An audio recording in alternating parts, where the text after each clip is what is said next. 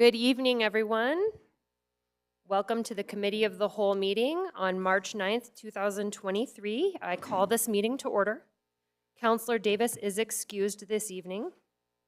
All other councillors are present. Members of the public, city staff, and the media have the ability to view this meeting in person and on live streams through 4 different platforms: GovTV, on Comcast Channel 16 and GovTV website, YouTube, and Zoom webinar. The live streams can be accessed from most smartphones, tablets, or computers. Also, this meeting is closed captioned, and you may enable the closed captioning services on your television or device at any time. The video recording of this meeting will also remain available for viewing at any time on the City Council's website. Council staff is available via telephone if members of the public need assistance finding the videos online. Please call 505-768-3100 for assistance during business hours, which are Monday through Friday, 8 a.m. to 5 p.m. Members of the public have the opportunity to address the committee if they have signed up for public comment per the rules published on our agenda and on our website Friday. And I've been informed there are no public speakers tonight. Today's meeting of the Committee of the Whole is to consider the 2023 through 2032 decade plan for capital improvements. The purpose of this meeting is to focus on the proposed committee substitute and amendments. At this time, I would like to welcome Mark Motzko, CIP official with Municipal Development Department, to give a brief presentation.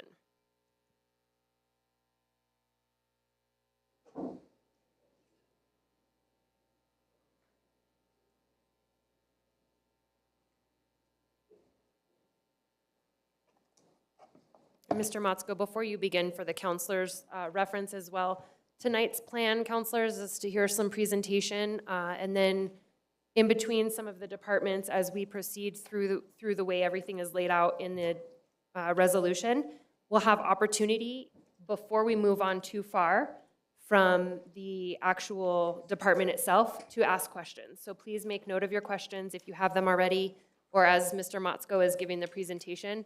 Once and if you have any questions, then the department director can come up and go ahead and answer those, and then we'll move on to continue on the presentation for the next department and subtitle heading that is listed in the presentation. Thank you. Good afternoon, Madam Chair, fellow councilors. For the record, my name is Mark Motzko. I am the CIP official with the CIP division of the Department of Municipal Development. Joining me tonight are the Chief Operations Officer, Kevin Soroso, and 18 department directors or chiefs and their staff who will be available to answer your questions. It is my pleasure to present Mayor Keller's recommended 2023 GeoBond program and 2023 to 2032 decade plan to the City Council in person for the first time since 2019. I come with good news and bad news. The good news, our financial advisors, RBC Capital, who could not make it tonight, are comfortable with an increased bonding capacity of about $200 million for projects. The bad news?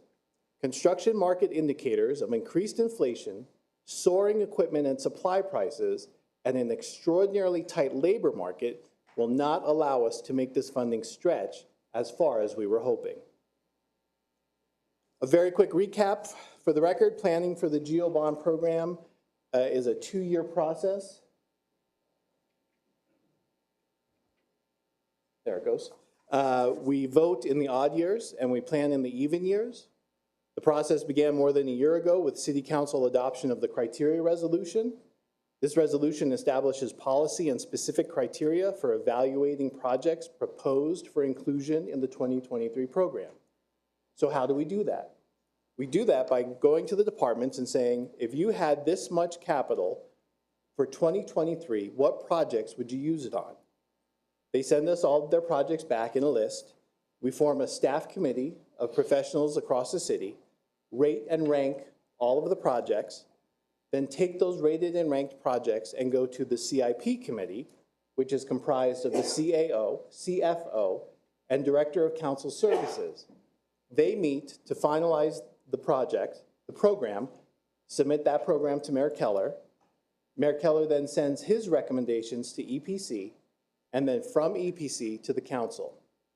Council holds this meeting, Committee of the Whole, and once marked up and approved, we will put the 10 bond questions on the ballot for voters in November. I would like to take a minute to thank the excellent staff at all the departments and staff review committee for their hard work on rating and ranking these projects, coming up with the projects. And especially, I want to thank tonight my staff of Sean Maiden, who crunches all the numbers, and Donna Prieto Altamirano, who has created countless books like the ones in front of you and documents like the ones in front of you, and who has been absolutely invaluable my entire career at the City of Albuquerque. This sounds like it's going to be her final GO bond cycle, so she can finally retire and spend time with her grandchildren. In the best interest of your time, at the end of my quick presentation, I will be going through section by section of the program and allowing us to address any questions you may have of the departments. So, during the CI committee in July, RBC Capital, the city's financial advisors, told us we could comfortably plan to a bonding capacity of $180 million due to strong property tax growth and collections. With construction costs increasing rapidly, it was felt at the time that an extra $20 million would deliver greater value to the residents now than in future cycles. Then, therefore, it was agreed that the bonding capacity could be raised to $200 million with minimal impacts to future out years. And that's the second column with $200 million and $175 million moving forward. This is based on a very conservative average increase in property values of 3% in 2023, and then moving down to 2.5% afterwards. For example, if the average evaluation were to increase to 3.5%, we could bond for another $200 million in 2025 and further years out. Counselors, please don't ask me questions too much about this slide, as I am most certainly not the financial genius Eric Harrigan from RBC Capital is. If you'd like to ask him for more information, I would be happy to invite him to our next meeting. So, very quickly, how is the $200 million broken down for 2023? Basic services is allocated at about 51.5%, just shy of the $103 million of proposed programs. Community facilities, which includes affordable housing, is allocated a little more than 36.5%, or just over $73 million of the proposed program. And mandated programs make up the difference of 12%, or $24 million of the proposed program. You can see the full breakdown on page 214 in the document on your iPads. Please note, O2236 permanently increased the mandate for public art from 1% of the program to 1.5% of the program. And for this cycle, open space land acquisition was increased to 3%. As a supplement to our written responses submitted to the committee, we were asked to be prepared to discuss where funds could be used from the more universal requests. And that's why the departments and their staff are here tonight. I would like to take a minute just to clarify about the use of these generic named projects. These requests are critical to departments, allowing them the flexibility to tackle emergencies, cost escalations, scope expansions, and changing priorities either from the public or sometimes from a newly elected councilor. These requests work hand in hand with the more specific requests in the GO Bond program, state capital outlay requests, and are sometimes used as the local funding match required for federal grants. Two quick examples: if a section of road is damaged by the freeze-thaw cycle, or a park irrigation system fails due to age, or vandals break out windows at a senior center, or damage a playground equipment at a community center, these are situations where our generic GO funding would allow us to quickly move to rehabilitate those facilities due to the unexpected occurrences. Another example of how we use generic funds: if we do a usual design bid build of a facility renovation and we start to replace the roof, but once the roof is torn off, we discover an unknown leak has compromised the deck, the ceiling, and the interior of the building, that's now part of the scope that was not budgeted for that construction project, and without the flexibility, we may not be able to meet the needs in the additional costs from the contractor's work. So please keep in mind these examples when looking at final funding allocations in our generic projects. Madam Chair, committee members, that concludes my portion of the presentation. If there are no questions for me, I would like to go through each section of the GEO bond program to give you the opportunity to ask any questions you may have of the departments. We'll start with streets and storms of municipal development. Hang on one second. Thank you, Mr. Motzko. Counselors, do you have questions on how we got to the $200 million and the process of the CIP? Okay. And I just want to say, too, that our staff met with, and myself met with RBC as well to get an explanation of the $200 million and why, if we're moving forward continuously in the future, the idea is that we can start hopefully getting to a point where we count on having $200 million every 2 years, rather than pushing it a little bit further this year and then probably having to pull back in 2 years, versus us just trying to stabilize it and making sure that we can get consistent in our expectations as we go through the GEO bond cycle proceeding forward. Mr. Motzko, please continue. Madam Chair, that's all I have. If we want to start with municipal development, I've listed in each of the sections the more generic project requests. We could ask, the council is free to ask questions of all the departments. Okay, thank you so much. So counselors, we'll start with the Department of Municipal Development, and if you have any questions for Director Montoya. Is he here? Maybe, maybe not. Oh, he's right there. Any questions for Director Montoya? Councilor Lewis? Thank you, Madam Chair. Just a couple questions on just the paving rehab, reconstruction of the major streets, and then McMahon Boulevard. Just on the major paving rehab, does that include fixing cracks? Is that in that program?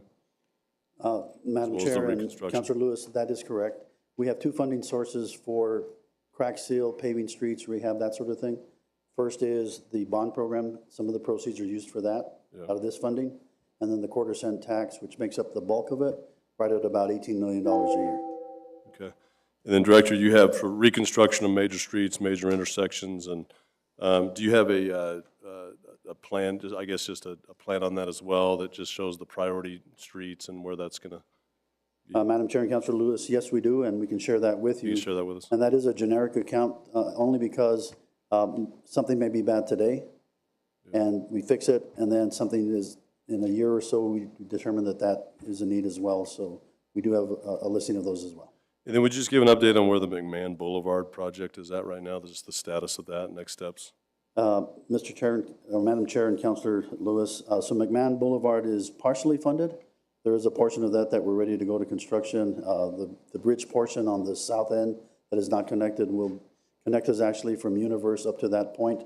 Yep. We've actually asked the legislature for additional funding, but that is in design. I think we're at either 60 or 90% ready to go to, in our estimation, probably construction later this year. And what's the total, just the total amount of that? That's the 4 lanes to Universe, I believe. That Madam section. Chair and Councilor Lewis, I believe the first phase is right at around 11 million or so, and then there's a balance of about 5 or 6. So and so that total would complete that 4 lanes from where it ends to Universe. Madam Chair and Councilor Lewis, there. That is correct. Gotcha. Okay. And then, yeah, I hate to put you on the spot for this, but just the Paseo and Unser widening. We put a good chunk of that in this last year's program, and then really working hard to get the legislature's support on their money. That'll actually go a pretty good long way for phase 2 there. But we do need, we need this continual commitment from the city to make sure we have the county support. Just shows our partnership with that we're leading the way in that way. And so, I just want to make sure I hear the department's perspective on that, the priority of that. And I know there wasn't dollars in this recommendation that you all had at first, but and we have made some adjustments to put some in there. But I guess just want your perspective on that as far as just the priority of the department on that project. So Madam Chair and Councilor Lewis, so as you know, this is a 2-phase project. So the first phase of this is Paseo from Kimmick to Unser and Unser to Paradise Boulevard. The major cost for us is going to be the intersection of Unser and Paseo. We not only have to widen that intersection to take it to the 4 lanes, but of course, we've got the bike lane and the additional, the curb gutter and sidewalks to that. We're fully funded in our estimation to make phase 1 happen. The unknown at this point is the land acquisition for right-of-way. We have 55 parcels that need to be acquired. We're in the very early stages. We've identified all of the properties. We've reached out to the property owners. We know that we have some individuals that are willing to sell the property, and we have other individuals that are holdouts. So we're in negotiations. We're just starting all of that right now. Our anticipated start date is going to be late fall of 2024. We think it'll take us at least 12 to 18 months to acquire all of the parcels that we actually need to make that roadway whole. And Madam Chair, in the meantime, you know, we're pretty close to being able to get in all of the funding for phase 2. And so I guess I just didn't know if you had any reasoning for why there wasn't anything programmed in this cycle on the GeoBond program. Madam Chair and Councilor Lewis, that was our estimation that we had worked with with not only the congressional delegation, but our elected officials, the state rep and the state senator from that district. We know that we are getting some allocated in this year's legislative session, and we anticipated that would make us whole. So that was one of the reasons that we had left it out. I am a little bit concerned that, as Mark mentioned, you know, just pricing for everything, paving, striping, all of the materials that we use for our roadways now, that those costs have escalated to a point where we may be able to determine by mid-year or later this year what we might be short if we're going to be short. Okay. So, and this will help. I'm assuming you Yes, agree sir. that this will help us putting this one in the great. Madam Chair and Councilor Lewis, that's correct. Thank you. Counselor Sanchez? Thank you, Madam Chair. I just was looking at the Vision Zero program activities. Can you explain that?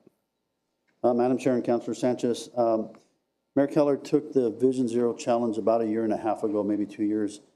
It's carried out in just about every municipality throughout the country.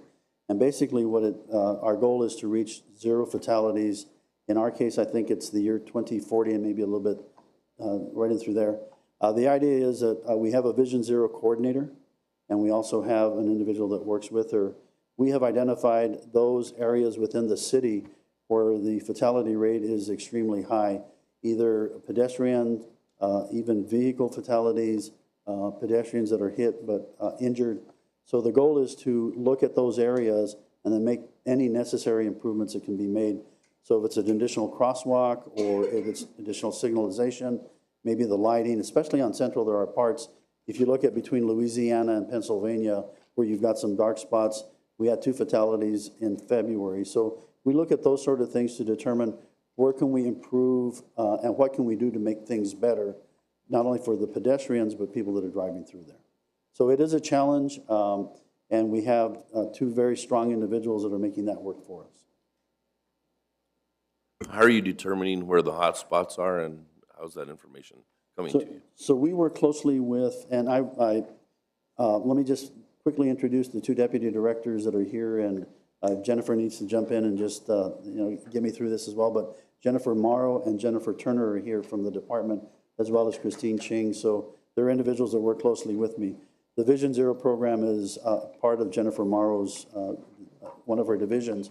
And we work closely with Mr. Cog, and we get traffic reports and intersection reports from Mr. Cog. And what that tells us is the number of fatalities. And in other words, there's a listing of all of the areas within the city where we've had accidents.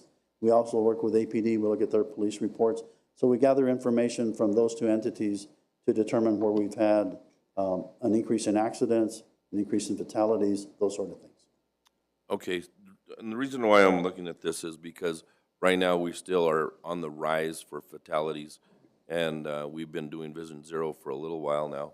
And is your activities basically for upgrades at the intersections or in dark areas? Is that what you were saying? Just lighting and intersection stuff? Or are you working through with like the police department for enforcement? How are we doing the enforcement side of it? Is there any speed cameras in the areas that are coming in, just things like that. Madam Chair and Councilor Sanchez, all of those are absolutely correct. We're looking at any measures that might be able to tell us a story about the intersection, the crossing, the location. The other part of Vision Zero is that we have a program, we will expand that, where we actually go into elementary schools and promote the Vision Zero program at this level anyway, it's elementary schools themselves, but it's, encouraging children to make sure that they're at a crosswalk, that if they're being crossed at a school crossing, that they wait for the crossing guard to get them across that intersection. So we work as closely as we can with APS. But to answer your specific question, we look at all of those factors. We've got this new ordinance with the medians where individuals, if it's less than 2 feet wide, you won't be allowed to stand at the median, all of those sort of things. So we meet regularly with APD to, again, look at the hot spots, especially in certain areas of the city. For us, Coors and Array is one of the areas where we have seen an abundance of accidents. San Mateo and Central, Wyoming and Central. So we've been able to identify those. Valerie's challenge now is to how do we look at it all of it as a whole to determine what other factors we need to put in. More cameras, more lighting, any of those sort of things. It could be that the curb cut is just too low or too high. There may not be a median in that location, any of those sort of things. Some of these intersections are very, very, very busy. And I know where you're talking at Coors and Array and also at Central and Coors, it would actually help to have some sort of barrier to keep these people from crossing where there's not an intersection. And we see that all the time. I don't know if that's something that's feasible or that's possible, because the biggest issue that I see in my district is people crossing and jaywalking, and those are the people that are getting hit. They're crossing outside of a normal cross zone. Mr. Chair and Councilor Sanchez, as you know, APS takes the lead in establishing that fencing, especially at high schools. You'll see them up on Lomas, by Manzano, over at El Dorado, actually over at Cibola. I don't believe that when you talk to our traffic engineers, that it's a way to mitigate the crossing of those streets. I mean, they're not, we're concerned when you put any sort of railing in a median or even a fencing in a median. Those are the things that cars hit more regularly.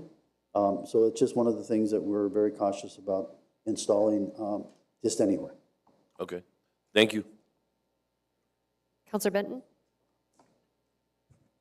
Thank you. Director Montoya, the committee sub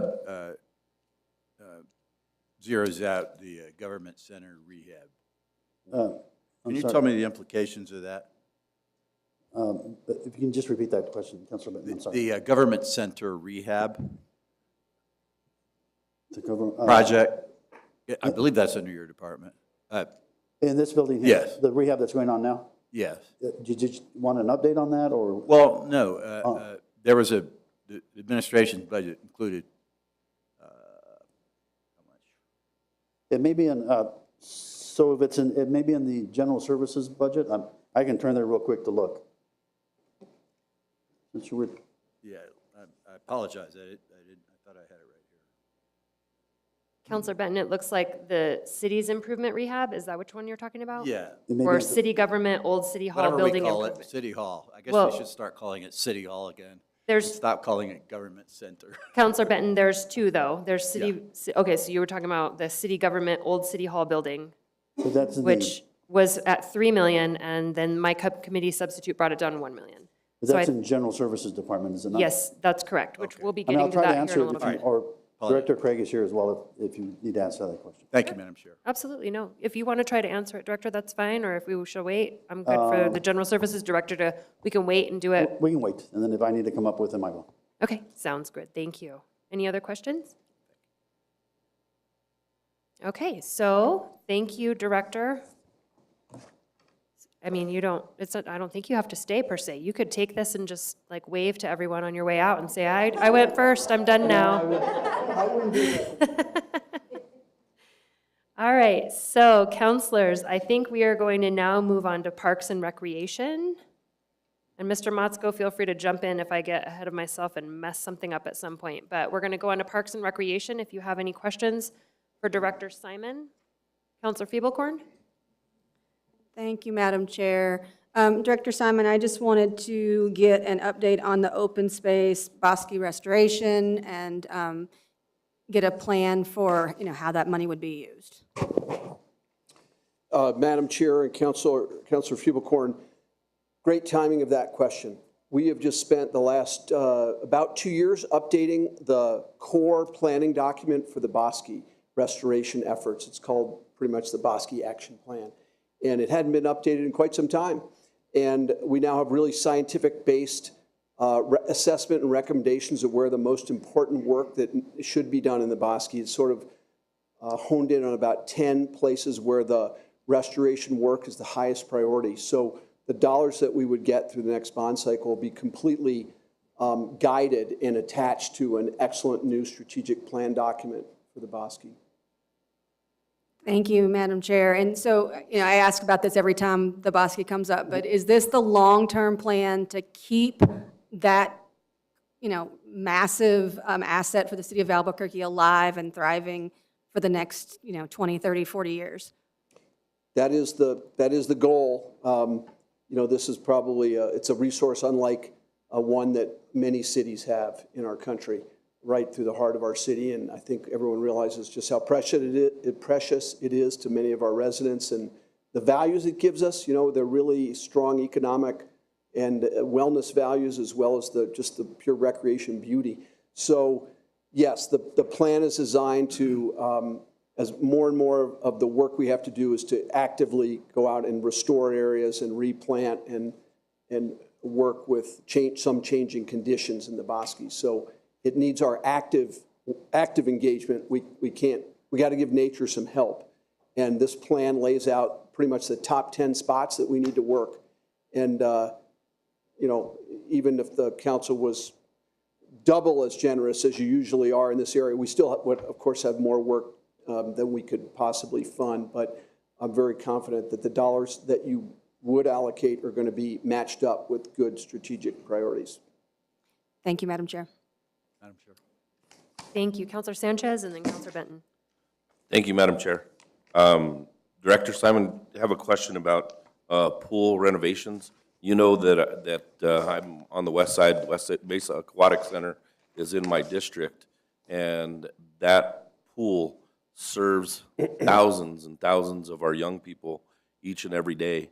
And I think it's very, very important that we also continue to fund the pool renovations as time goes on. And if you can give me a little bit of update in reference to what's going on at the pool right now, and I know the other pools in the city need some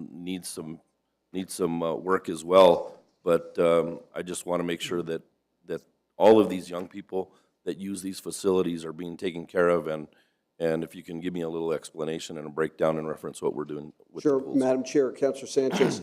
Our aquatics and pool program, obviously, pound for pound, dollar for dollar, it serves so many people in our community, families and children, but really people of all ages. So these assets, these facilities are tremendously good investments for community service.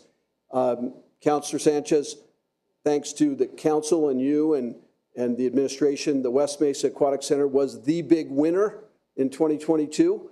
The dollars that we got to work with there, about $3 million. We are busy. We are incredibly busy right now at the West Mesa Aquatic Center spending that money. I think of the projects we've outlined already, 6 of them are completely complete and invoiced from the contractors. The 25th anniversary of the West Mesa Aquatic Center is coming up, is in this year, and we're going to be just overjoyed to be unveiling a relaunching and rededicating this facility with incredible upgrades, which you have all made possible. So I'm very pleased with the progress we're making, and by Memorial Day, we will probably have spent almost all of that $3 million. Thank you, Director. Also, make sure that I'm part of it. I'd like to go swing by with you one of these days to go take a look at it. Thank you. Happy to do that, and it just goes to show some of the upgrades that the other pools do need.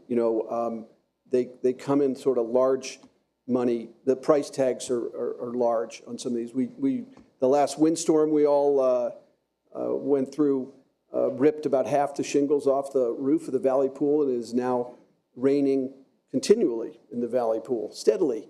So, and a new roof on a swimming pool is, it's a 7-figure project.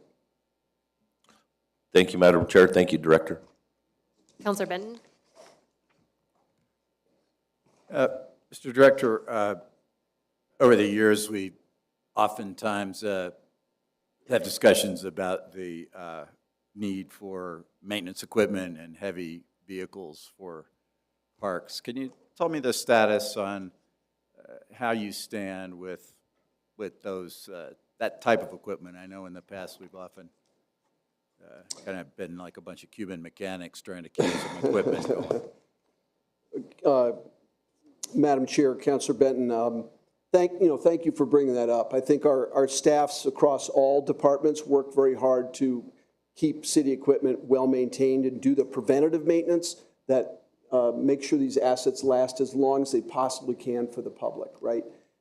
Nobody loves spending that kind of money, particularly when an asset goes out of service before the end of its useful life. That should not happen. So, but unfortunately, I guess I would say that heavy equipment and vehicles, things that are not what we would call the white fleet, they're often overlooked about how important that equipment is for our operation. We're a very vehicle and equipment-centered operation. So trash trucks, we haven't really replaced our trash trucks and turned those over in quite a while.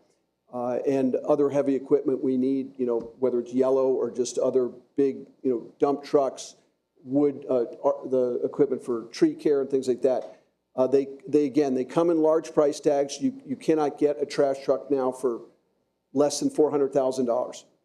And we have had sort of a backlog of needs in the heavy equipment area. I think the administration's proposal for this bond cycle was robust, and some good progress would be made in that number that was presented to the council. And I think we'll be able to replace some larger pieces of equipment if we have funding close to that amount.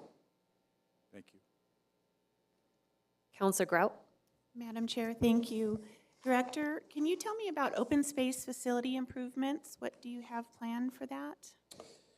Right, well, open space, of course, we are now managing about 30,000 acres of land, and for the public to enjoy those lands, of course, they need other things. The nature, is there, does its thing, fortunately, sometimes without our help and intervention, but things like the fencing, the trailheads, the restrooms, and then signage and places for people to learn, those are all big needs in our open space program, as well as we have some facilities that are heavily used that are showing some signs of wear and need some help. So, for example, just even at our existing open space visitor center on the west side, we're staring at a new roof replacement need, that's a 6,000 square foot building, so the roof will be expensive.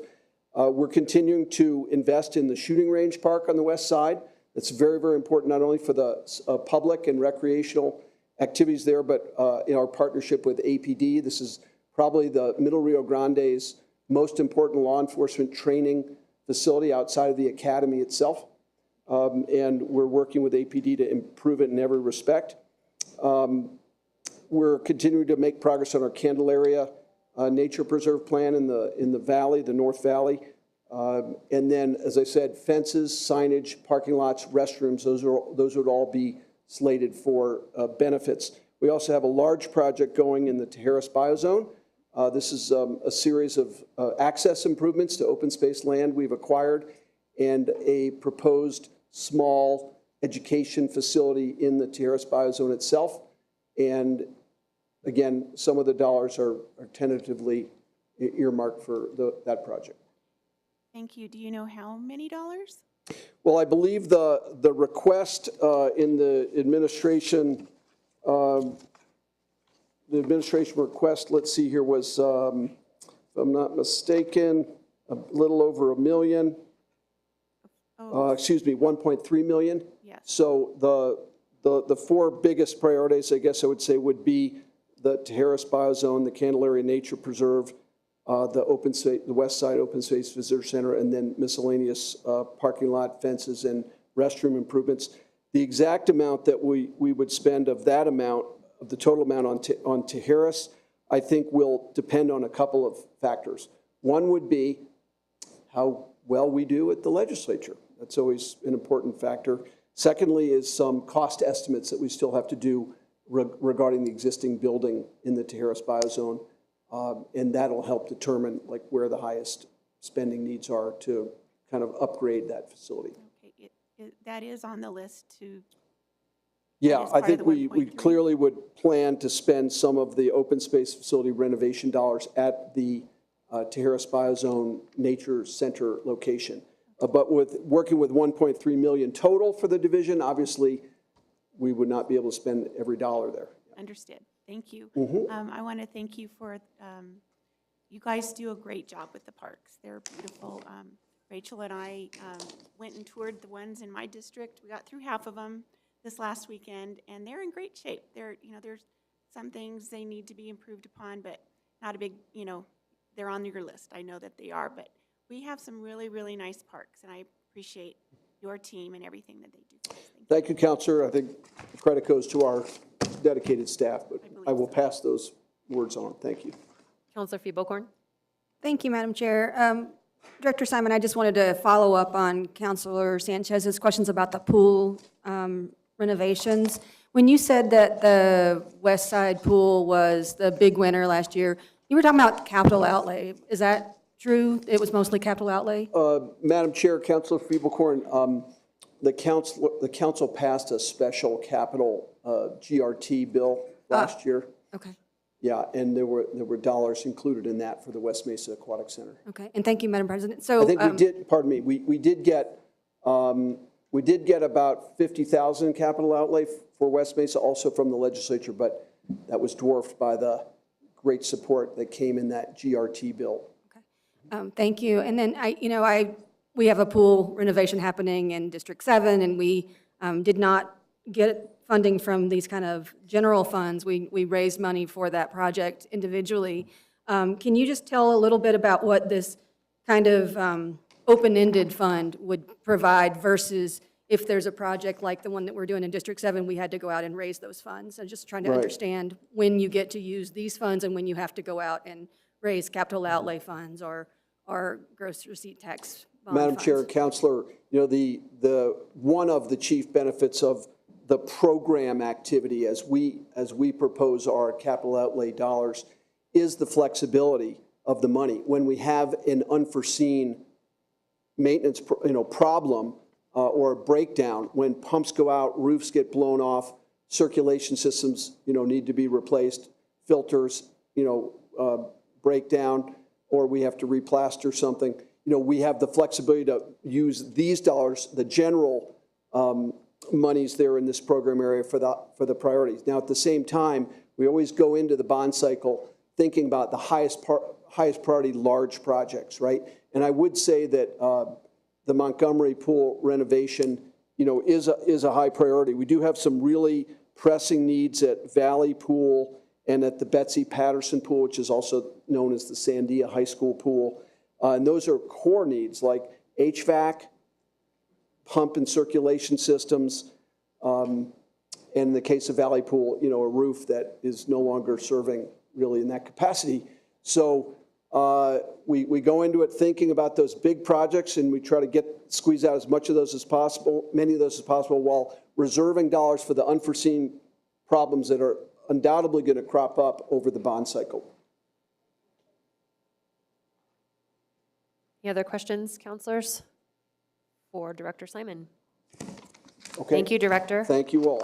All right, counselors, we're going to move on to public safety, and we'll start with Albuquerque Community Safety Department. If Director Mariela wants to come up. Angel Ruiz. Oh, and I see we have two. We have the Deputy Director here, too. Good evening. Good evening, Madam. Counselors, any questions for either of these directors here? For Albuquerque Community Safety Department? Counselor Grout? Madam Chair, thank you. What is the 1 million that you're going to use this for? So $1 million will be used for any sort of upkeep that we have at our Catherine San Mateo, but even then, we don't, it's a brand-new facility, we shouldn't have that. But one of the things that we've been exploring, and I think Councilor Sanchez mentioned it, is that there are some facilities across the city, small little substations or fire stations that aren't being used anymore. And so we felt that just like APD and AFR, as our sister departments, that it's important for our staff to be spread out across the city. And so one of the areas we've already explored is the old Fire Station 14 on 98th Street. It's a tiny little substation, hasn't been used. It's being used right now for storage. It won't take very much for us to renovate. There's a couple other spots. There's about 3 others across the city that we think we can do the same to help kind of get those going. And what that does is ultimately give our teams a place for them to, right, take a breather from difficult situations, supply themselves accordingly, right? They have supplies just like other first responders. And it's right now, they have to go all the way back to Gateway in order to do that. So it doesn't make sense for that to happen. And it is also a great spot for us to meet community at. We, different than APD and AFR, we use our facility now as a meeting space for people who either need to, right, have that moment with us where we can sit down with them, where we can talk about resources, where we can talk about strategy with partners, et cetera, et cetera. And that's hard when we're trying to ask people who are up on the east side to come all the way west side or vice versa. So all that to say, $1 million won't go that far, but it definitely will go far enough for us to help get some of these places into shape. Thank you. Counselor, can I just get clarification? Using these fundings, are we allowed to do maintenance, rehabilitation, and renovations? Chair Bassan, yes, I believe we can for Thank you. for those purposes, yeah. And then, I mean, $1 million is for everything you listed, Director. Like, what would it be going to?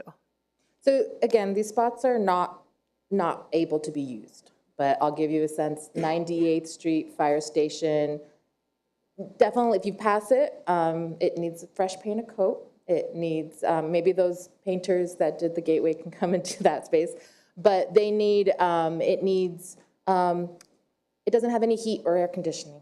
But the space is good. It's got a good bones.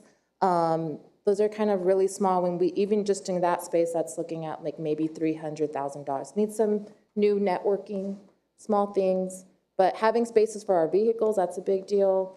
So again, $1 million can go a long way for some of these spaces as we think about, and the cost of, I didn't realize this, now apparently I'm an expert on costing the tools and the price for getting departments up and buildings up, but it's going up, so we're having to consider those things.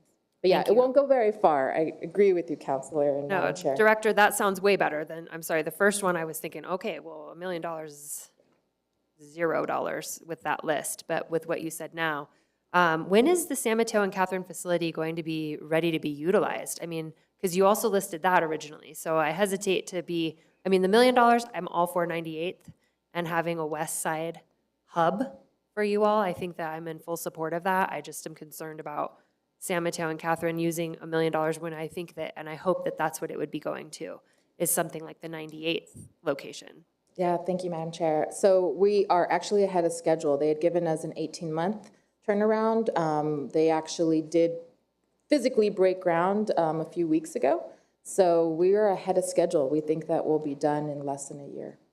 It's going to be fast. We thought 6 to 18 months, and again, I always give leeway for that. In my world, it's never what they tell me, but this is the first time anyone said we are ahead of schedule. So our hope is that it will be within the next Well, 12 to 14 months.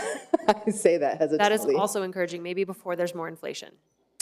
So that'll be good. Here's hoping. Okay, here's hoping. Any other questions, counselors?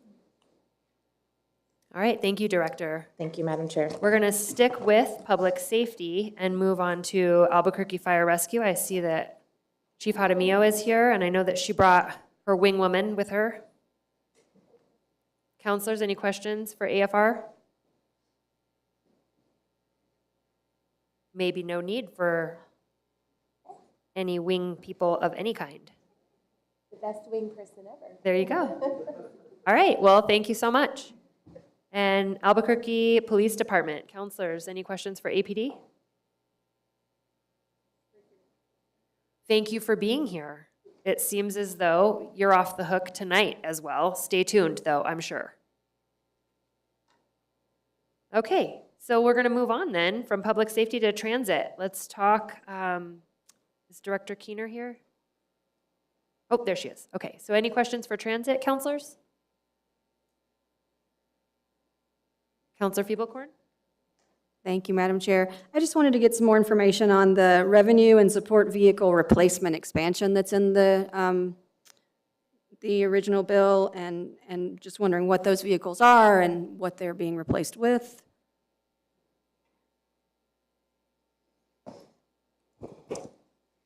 Thank you, Council Chair and Councilor Fiebelkorn. Yes, so the support vehicles are a range of our vehicles from mainly our non-revenue vehicles are the ones that we use a lot for deadheading, the ones that our supervisors use to respond to calls, the ones that our bus stop maintenance workers use to help clean those up and everything as well. We are looking to start acquiring possibly some electric vehicles. I think that's probably part of the question that you're interested in, and moving more towards that electric, clean, non-rev vehicle route as we start to procure these.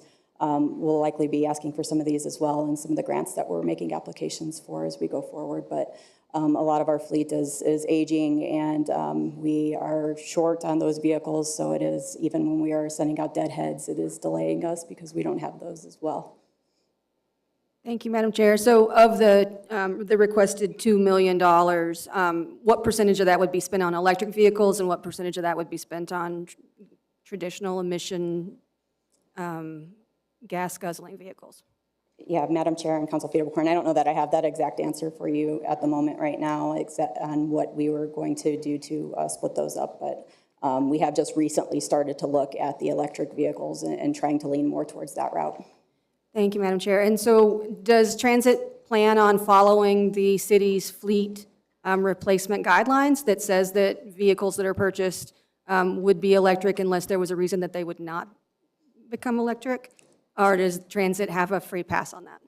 No, Council Chair and Council Fiebelkorn, transit does not have a free pass. We are working with fleet, and we are working with the sustainability team to make sure that we are in compliance with that.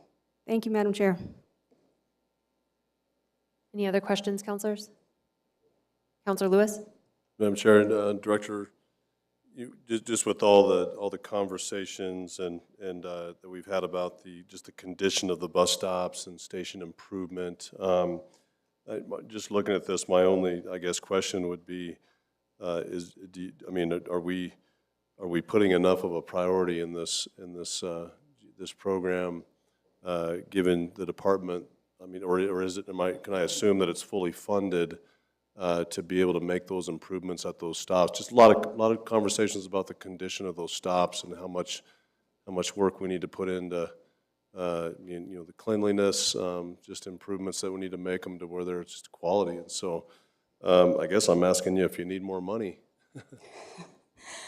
Council Chair, Councilor Lewis, I think we could always use more money to keep up with our stops. So we are working here currently at this moment to start a plan for painting.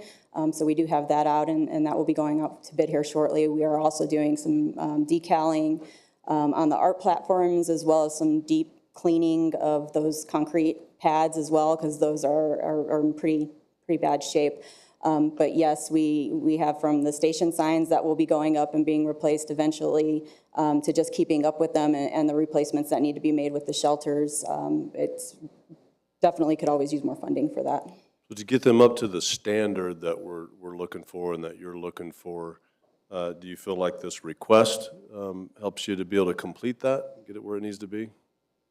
Council Chair and Councilor Lewis, I would say that this definitely starts us in the right direction to make some waves. Like I said, we'll get the painting done. I think we already have some funding to get the stop signs replaced that we've got at those bus stops, and the decals and all that we're working on too. So it would just be general maintenance as we're going forward and cleaning those up and making sure that we are able to stay on top of them as we go forward. Okay, well, if you could let us know, I mean, if there's some, we have time to change this and to be able to make some amendments, and if there is, any, and again, it just starts with a request from your department, and then there's a lot of priorities to juggle, but I mean, this is the time to be able to juggle some of those priorities, and it would just seem like this is, like, there's no reason why we couldn't, as soon as, like, I guess what I want to say is that the funding shouldn't be the problem. And I want to make sure that it's not. So. Counselor Benton? Quick question, Director. The Yale facility improvement, could you describe that in a little bit more detail, the old Yale repair facility, or bus depot, I guess it was at one time? Yes, Council Chair and Councilor Benton.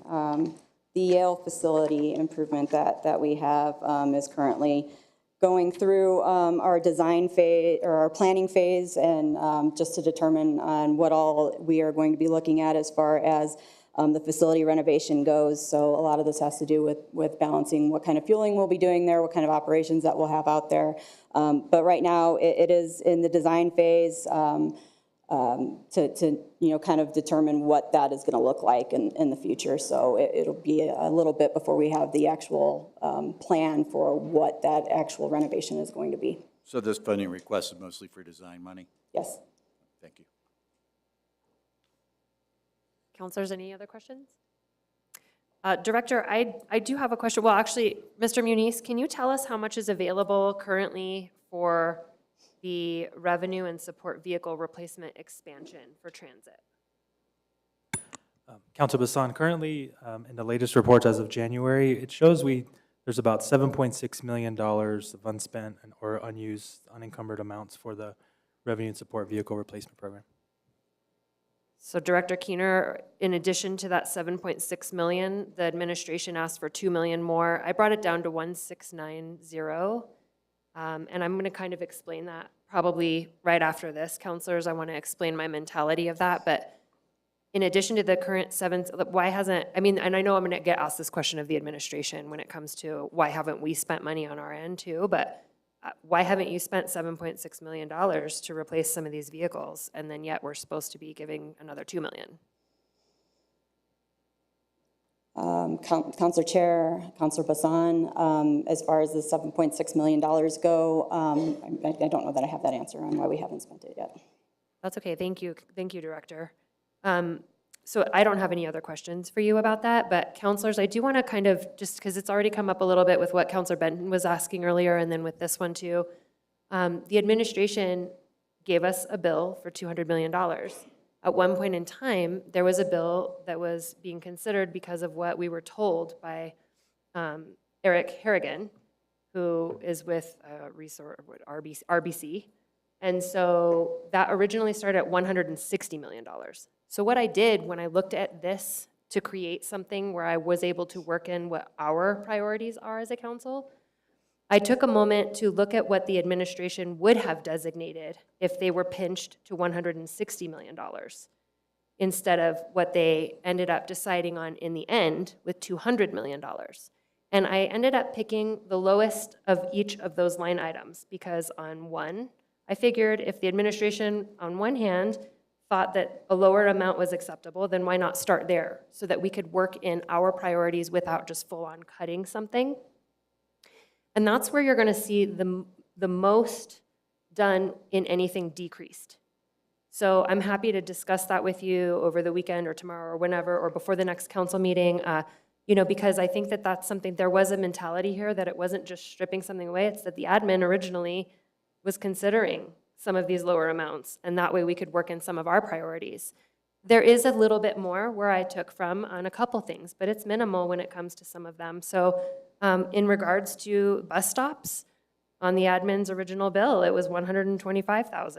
And so I raised it to $200,000, and I think that's small too, but if they were willing to say 125 was good enough, then 200 seems pretty okay for now. And as far as the park vehicles, same thing. It was an original request that would have potentially come to us for the lower amount, which is what's listed on my committee sub, versus what's in the bill that was presented by request.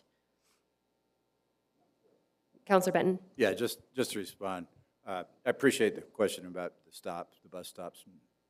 interested in working with you, Councilor Lewis, and anyone else who's interested with that, to dig into it a little bit. And yeah, the park maintenance vehicles, this kind of goes back to my longevity on the council and the many tales of woes from multiple park directors over the years about how they're struggling with older equipment. So we love our parks, we want them to be beautiful, and they need a certain amount of equipment to do so. So understood and appreciated your explanation. Okay, thank you. Madam Chair. Counselor Lewis? Yeah, and I may not have communicated that really well. I mean, I think it's not about, as a matter, because I realize that some of these requests come from the department, and it may not be sufficient to take care of it completely, entirely of an issue. And just as there's other projects on here that, you know, it takes multiple years for us to be able to really get one where it needs to be. So I think my main question on that, as far as on the bus stops, was just if we have an opportunity to be able to, you know, we know where the standard is, and if we have an opportunity in this cycle to be able to get what's needed for those stops to get them to that standard that we want, I certainly would support that, and just want to make sure that we're accounting for it in here. Thank you, Director. I'm sorry I went on a little tangent there, but thank you so much. Okay, so moving on. After transit, we now have Mr. Motzko. It's affordable housing and homelessness. Who shall we call up for questions? Is this going to be Director Pierce? Madam Chairwoman, if we could do community facilities in alphabetical order, including animal welfare to environmental health, and then move affordable housing into the second half, if that's okay with you. Okay, I guess I'm looking at a different one, so that's where, which one are we going to do next then? We'll do community facilities, Okay. animal welfare, arts and culture, city clerk. Okay, and okay, wait, DCF. hang on. Community facilities, let's start there, please. Sorry, Director, stay tuned.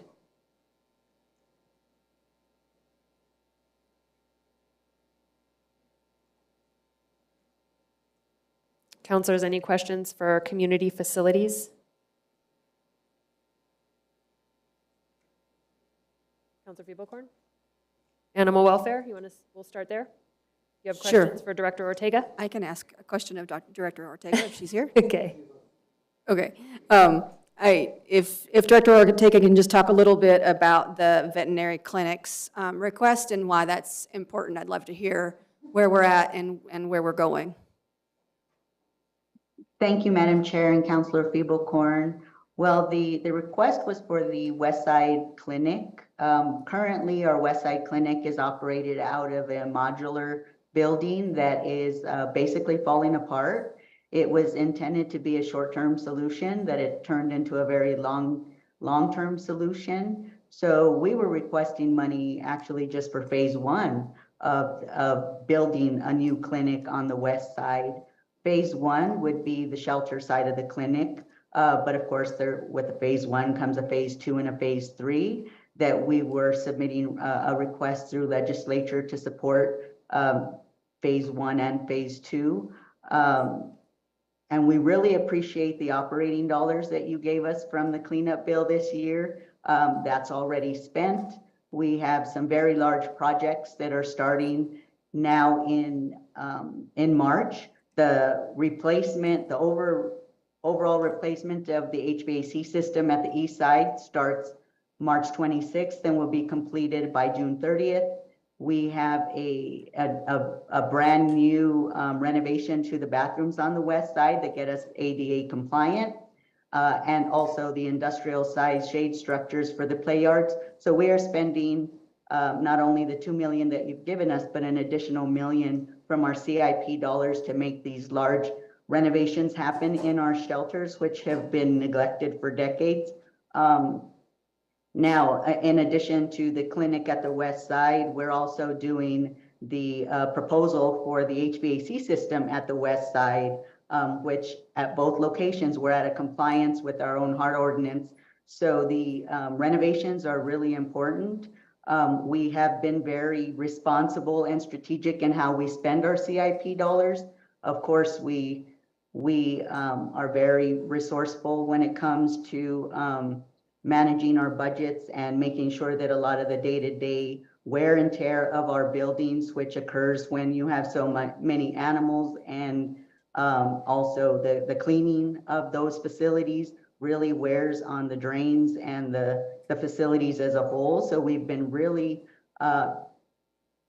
reinvesting into our shelters with our salary savings, but that's not going to hold us for very much longer because we're almost fully staffed in every single one of our divisions, I'm happy to say.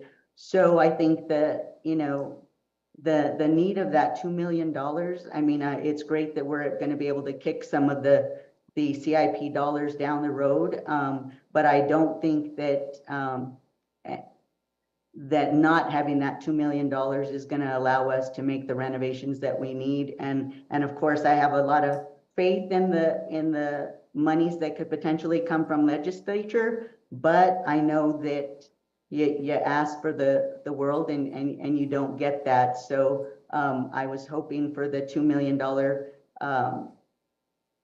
GEO bond money to be able to supplement the building of that clinic and the replacement of the HVAC system, which are both very essential to the shelter. Thank you, Madam Chair. Thank you, Director Ortega. Yeah, I agree with you. I know that we have at least one champion that is helping us with our capital outlay money on this, Senator Ivy Soto, but I'm not sure it's going to be enough to make up this difference. So thank you for the overview, and we'll have to look at this further. Thank you. Counselors, any other questions for Director Ortega? Thank you, Director, for being here. We will move on to arts. We'll be moving on to arts and culture. I see Director Sanchez and Deputy Director Gibson. Any questions for arts and culture? Counselor Benton? Yes, I'll go ahead and start while you're walking down. Director Sanchez, thanks for being here. My question is about Casa San Isidro. And I know that is a facility that not many people understand or maybe have visited, but it's an amazing little place. And in your budget, you had $1 million for the roof there. What is that situation? Madam Chair, Councilor Benton, it is a very serious situation, honestly. As many of you know, it's a historic house. It is in Corrales, but it's part of the Albuquerque Museum. It has a pretty significant, beyond the historic nature of the house and that important history that the house and the property itself holds, it also holds a very major collection of colonial art. And so it is it's an unusual piece of the 36 properties that Arts and Culture oversees. And it's also in severe need. We actually did some very essential repairs to one of the kind of overhangs, portals that was failing significantly, and we were able to kind of put together pieces of money from state capital outlay and a little bit of bond money just to finish that in the last couple months. But the entire roof has to be replaced, and it's a historic house, so we have 5 extra layers of rules and ways to do that, and it's Adobe. And so we need very specific contractors and artisans, frankly, to be able to make sure that we maintain that property the way that we've committed to maintaining it as a historic property. Thank you. And councilors, encourage you to see it, even though it's in Sandoval County. Yeah. It's an amazing place. Counselor Sanchez? Thank you, Madam Chair. Director Sanchez, just had a quick question. And my question was basically about what is going on with the Chemo Theater. Do we have anything going on at the Chemo Theater right now in any of the funding? And also, I'm just curious, I just think that that's a really gem in our city, and that we should be utilizing that facility probably every day. I think we have enough business in Albuquerque to use that every day, and I just think every time I go in there, it's amazing, and every time I pass by it, it's closed and some homeless guy's in front of it. So what are we doing to get that facility more active? Madam Chair, Councilor Sanchez, so generally, I'd like to just speak to the fact that we made huge investments. Thank you very much to, thanks to the GEO bonds of the last cycle. We completely fixed all of the roofs. We did major renovations inside the theater. We've had major upgrades to the lighting, LED lighting throughout. And so we still have a few upgrades we'd like to do to the restrooms, which are like 1970s vintage, for those of you who have been here lately. That's part of the priorities for the bond request that's in. In terms of activity, theaters were one of the hardest spaces to bring back after the pandemic, and definitely very much lagging, and that's true across the country, not just for our theaters. But I'm very happy to report that we had, I think, 5 major shows just last month in February, and all of them were sold out. And I love the enthusiasm of having something there every single night. I think the building could take it, but I'm not sure the 4 people that work there could actually make that happen. So, you know, I'm very proud of the team and the quality of programming that they're bringing out and the promotions that they're doing, so that everything that we have is sold out. I think that's really speaks to the energy. And if we look forward over the next few months, this year's calendar is significantly different and significantly more active than last year's calendar. So I think when you see the end of the year numbers, you're going to be all very happy. Thank you, Director. Thank you, Madam Chair. Counselor Grout? Thank you, Madam Chair, Director. We have some great buildings, don't we? I think so, for sure. Could you tell me about the museum collection storage facilities and public study center? Yes, Madam Chair and Councilor Grout. So right now we have a storage facility, an off-site storage facility for the Albuquerque Museum. It's actually a shared property with City Clerk. These are 2 significantly under capacity warehouses. And so they're both in need of upgrades. We do share some of that space, which is why you kind of see both of those together. And we've been working on this solution together over the last 4 years. But what we would like to do is really upgrade that warehouse that we have. And it houses part of our history collections. And it houses actually part of our fabrication facility for when we make pedestals and walls and all kinds of things. But it doesn't have sufficient fire suppression, it doesn't have sufficient security, and it doesn't have any climate control, so it limits significantly what we can keep there. So the vision is to have a place not only where we can store these things, but where actually scholars and students can come and study our collections and access them. They can do that in the collections that we have on site at the Albuquerque Museum, but we don't have the kind of facilities where we can do that for them. And if you haven't been there, I encourage you to reach out. We're always happy to take any of you on a tour. Thank you. Thank you. Counselors, any other questions? Director, well, real quick, as far as the chemo, that's going to be under cultural theater renovations, I believe. And just so you know that there's that one, and then there's one other facility I know that was listed in the scope. South Broadway Cultural Center. Thank you. Thank you. And so that is one that, because of the value of it and these 2 facilities, it was kind of the high end that I included in this committee sub for that. Director, how many facilities does the Albuquerque Museum have that are outside of Albuquerque? Only one, just the Casa San Isidro. I'm pretty sure all of you understand why I took it out. And I understand their value, but why do we have that with the Albuquerque Museum? Why doesn't it go to the Corrales area? Why do we have more Albuquerque funding going into Corrales and Sandoval County?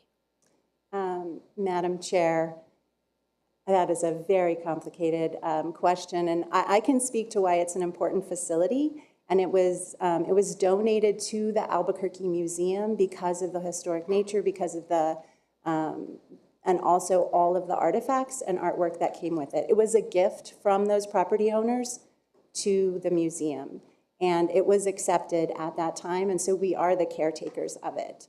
We do have, a small agreement with the Village of Corrales, and they put on a little bit of money each year. Beyond that, I think, for us, it's about telling the story of Albuquerque and the area, and so it's very important to us. Thank you, Director. Counselor Sanchez? Thank you, Madam Chair. I just wanted to do a quick follow-up. Have you ever been there? I mean, has anybody been there?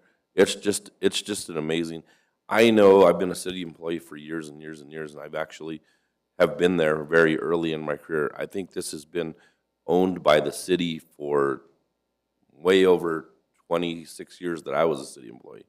So do you have an idea of how far back we have owned this facility? And then just to highlight how amazing it is. I mean, that's something everybody sitting in this room needs to go check out. And then you would be like, oh, we got that gem. I know it's over there, but it's just something really special if you've never seen it. And I remember seeing it very early on in my time with the city, and I just was blown away that I was like, is this really the city's? And it is, so it's just amazing. So do you have an idea of how long ago that was actually donated to the city? Do you know? Madam Chair, Councilor Sanchez, I really don't remember when it first came to the city as a donation, but it has been part of the Albuquerque Museum for a number of years. So I'm happy to follow up with that exact date. And also there's some of the, there are specific terms of that gift too that the city agreed to comply with. Thank you. Director, if you don't mind, after, not tonight, but can we get together and so you can give me some history? I am curious how much this donation has been costing the city, though. And although it might be a gem, I'm sure there's lots of gems in other cities. And I would like to know more about it. And I've been there, I get it, but if I can, I would like to kind of, is the donation costing us so much money? Like, I would like to know some numbers that go alongside with that, and if we can get together at some point soon. And Dawn Marie's here, so I'm sure she's listening and she'll help schedule something like that. Councilor Rasan, I'd be happy to meet with you on it. I appreciate it. Thank you. Any other questions for arts and culture for tonight? All right. Well, thank you. We're going to move on to the city clerk. Any questions for the city clerk? Councilor Fiebelkorn. Thank you, Madam Chair. My question is just, it's a one-line item request, and I am not familiar with the Records and Archives Center Phase 1, and so if you could just give us an overview of that, I'd appreciate it. Members of the council, Madam Chair, sorry, strike that, reverse it. This may be the city's least exciting looking facility with some of what I think is the city's most exciting work. It is where we house all of the city's records, and we scan records there. We are currently digitizing all of APD's microfilm police reports there. We're doing a lot of really cool work as far as clerk work goes. So, that said, the building is also very old. It was purchased from the Coca-Cola company in the 1980s. End of life was in probably 10 years ago. It needs significant repairs. Well, it needs beyond repairs. It needs replanning, refurbishment. So we're asking for funds to begin the planning process for something entirely new. So that is the limited nature of the ask. We just really do need planning money. This amount of money would assist us in really getting the project started, which is what we need to do because we really want to be in a good position to come back and ask for funding for the later phases, but we need an actual plan to present to you. So we have done some conceptual studies of what that could look like. There are a couple different configurations or possibilities, both at the site on Manal and at other sites. But, the city's records are on their face, not that exciting, but important. And so we need a new home for them. Thank you, Madam Chair. So would the plan be that this is a refurbishment of the existing building, or are you looking at moving? We want to keep so a couple answers. If that turns out to be the best option, we will pursue it. I want to be flexible. We have looked at a couple sites that could also be alternative homes for both Cultural Services, Department of Arts and Culture and Clerk. but, you know, at the end of the day, construction costs are just very surprising. My department hasn't really dealt with capital projects before, but it's expensive. So we also are looking at refurbishment if that is the best option. We want to have all options on the table, and so we have worked with the staff of municipal development and I think council services staff as well to ensure we have the flexibility in the bond language to do that if that is a project that the council approves. Thank you, Madam Chair. Last question. So the 1.5 million request, is that all for a planning document, a planning process? What would result from that? So we did two different studies. One looked at rebuilding on that site. The other looked at doing significant renovations to some alternate facilities. We did get specific cost estimates of those different types of proposals. They were very preliminary. I've been told that COVID has perhaps altered those a bit, but my understanding is essentially design costs around 10% of the total cost of the project, and that's how we came up with those estimates. So we do estimate that with around 1.5 million, we could at least complete a planning phase for this project. Any other questions, councilors? Mr. Clerk, it concerns me that you say end of life and then maybe we'll rehab the building. Because you did say 10 years ago this building probably reached end of life and now let's maybe rehab it. But I also am concerned about building something brand new. And so I guess, Mr. Soroso, maybe you will have the answer to this. It's a general question, but I mean, doesn't the city own other properties where we could find something in between that's not rehabbing and throwing good money after bad in an old building that reached end of life 10 years ago, but it's not just skipping to new facility and we can find a home for the clerk to have something that will work out a little bit better? And if I could jump in, new is something I'm actually not looking at. That is not an option we've considered. We're looking at refurbishing either that facility or a different city facility. It's also possible the federal government may be disposing of a building, which we're very excited about, which may be a good home for a lot of things, but we're not talking about new. Okay, and so did you say the federal government might dispose of the building? Correct. We'd still have to refurbish that, but. Okay. Okay. I mean, I don't know if you have anything further to add to that. I think that somewhere in the middle seems like it would be appropriate for this particular project. Madam Chair and councilors, everything the clerk said, I've been working with him in my former capacity in DMD. We have looked at other facilities. The city does have a couple of other facilities we've also considered that may work for this. He is correct that we're hoping the federal government will surplus a building that we've all kind of walked through and looked at. Rehabbing the current building, I mean, it is end of life. The current building is in very bad shape and our records probably shouldn't be there. So I think rehab of that building we should not really be considering that. We should be looking at alternative facilities, and we have.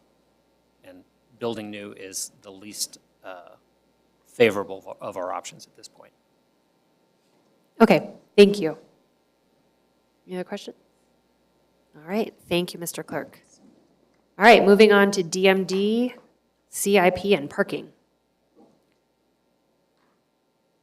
Any questions for DMD, CIP, and parking? Didn't we already do that?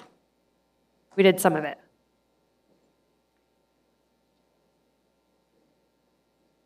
Okay, Councilor Grout.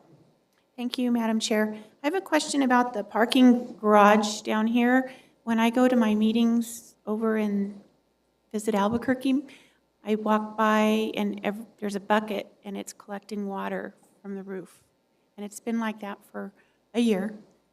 And so I'm wondering if any of that is in this, getting that fixed up.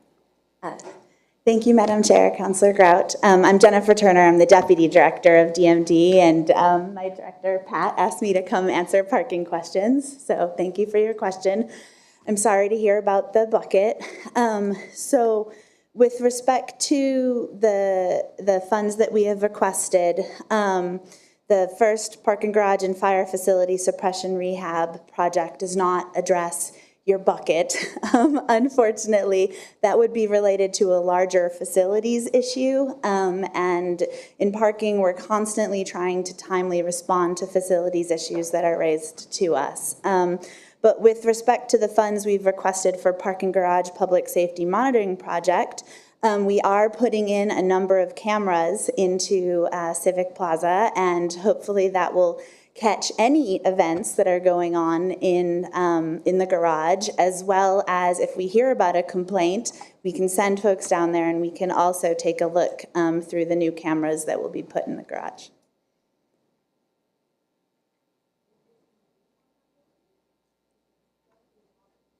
So,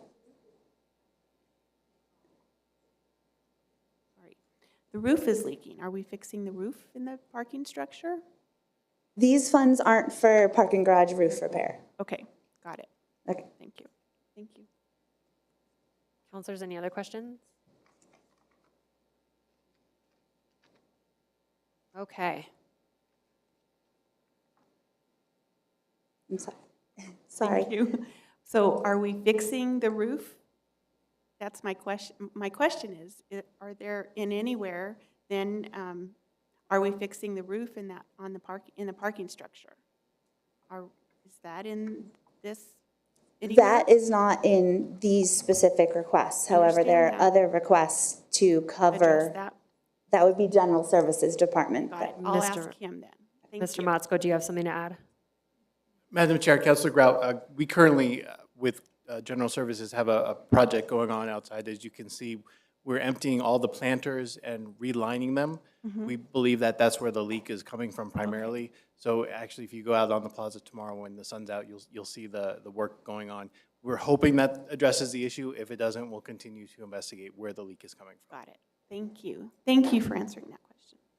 Thank you. Thank you. Okay, thank you very much.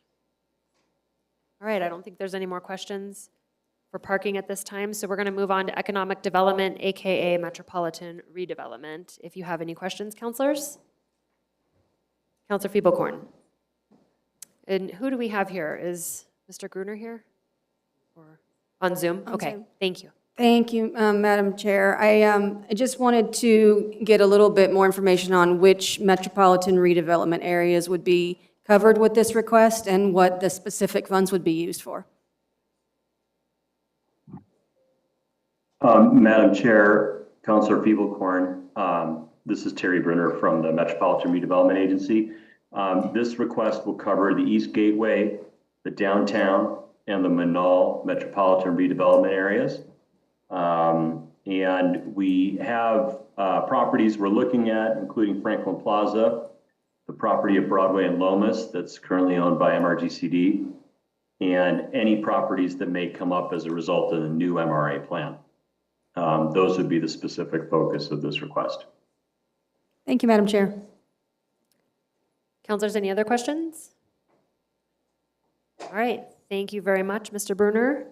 And so next up is going to be environmental health. I believe Dr. DeMena is here with us. Questions for environmental health, counselors? All right, we got another one that got away. Okay. So then moving on, we're going to move on to family and community services, please. So counselors, questions for family and community services, and this would be Director Pierce. It's your lucky day, Director. Maybe, maybe not. I don't know.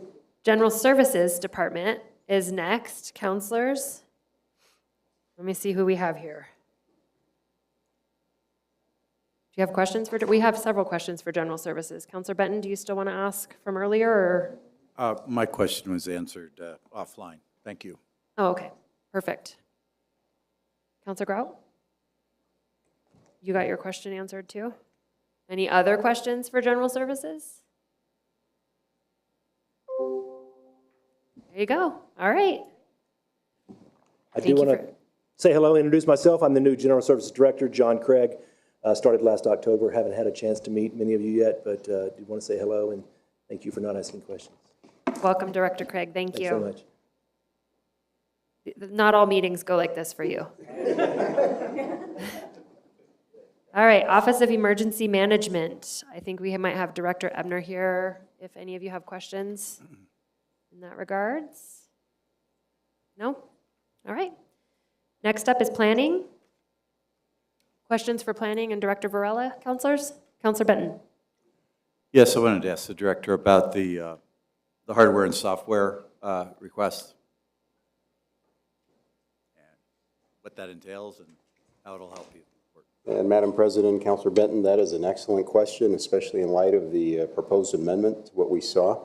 We had asked for a total of $750,000. $250,000 of that is for AGIS. AGIS is the Albuquerque GIS mapping system, which is a highly sophisticated system. It involves aerial flyovers and such. I'm happy to see that the $250,000 for them remained intact. The other $500,000 is for the other 90% of the planning department to make sure that it can refresh its computer systems, keep up with the latest software that our planners, our code enforcement, our building safety folks, that everybody else uses. And so that's what we need that money for. What will be the repercussions of zeroing out that request?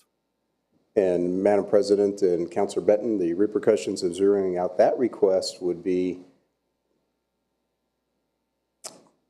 to some degree, much slower processes, defunct materials and tools for our employees to use, and there really is no upside to zeroing that out. Thank you.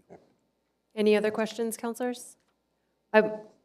If I may, since I'm gonna follow up on that one. Director, we just cleaned up a bill and gave planning $1 million, which is where my justification was in zeroing this out. So can't some of the $1 million that you just received in the last cleanup bill be used for this? And Madam President, we would have to juggle money, and we certainly would hope that that would remain intact as well. I can tell you now that the planning department has been left behind for quite a few years. We've had this conversation now for the last year. We really appreciate council's understanding and the resources you have started to provide for us. But the whole conversation earlier about buildings that are of end of life really rings true with the possible predicament of Plaza del Sol. And to me, end of life on a building means that the equipment in it, the windows, the stucco, the envelope, the roof, the plumbing is at end of life. It doesn't mean that the building gets torn down and you build a new one. It means that you have to rehab all of that. And for example, our plumbing system is shot over at Plaza del Sol. It's 40 years old. It's cast iron piping, which is now disintegrated within the walls. You have the drainage, sometimes just falling through concrete gaps in walls. We replace little bits at a time. We did seek some pricing on that. To replace that alone would be about $800,000.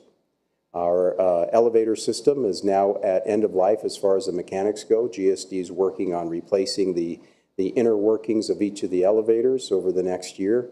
That's another example. Our roof is on its last leg. That needs to be replaced as well. That's probably to the tune of about $2 million.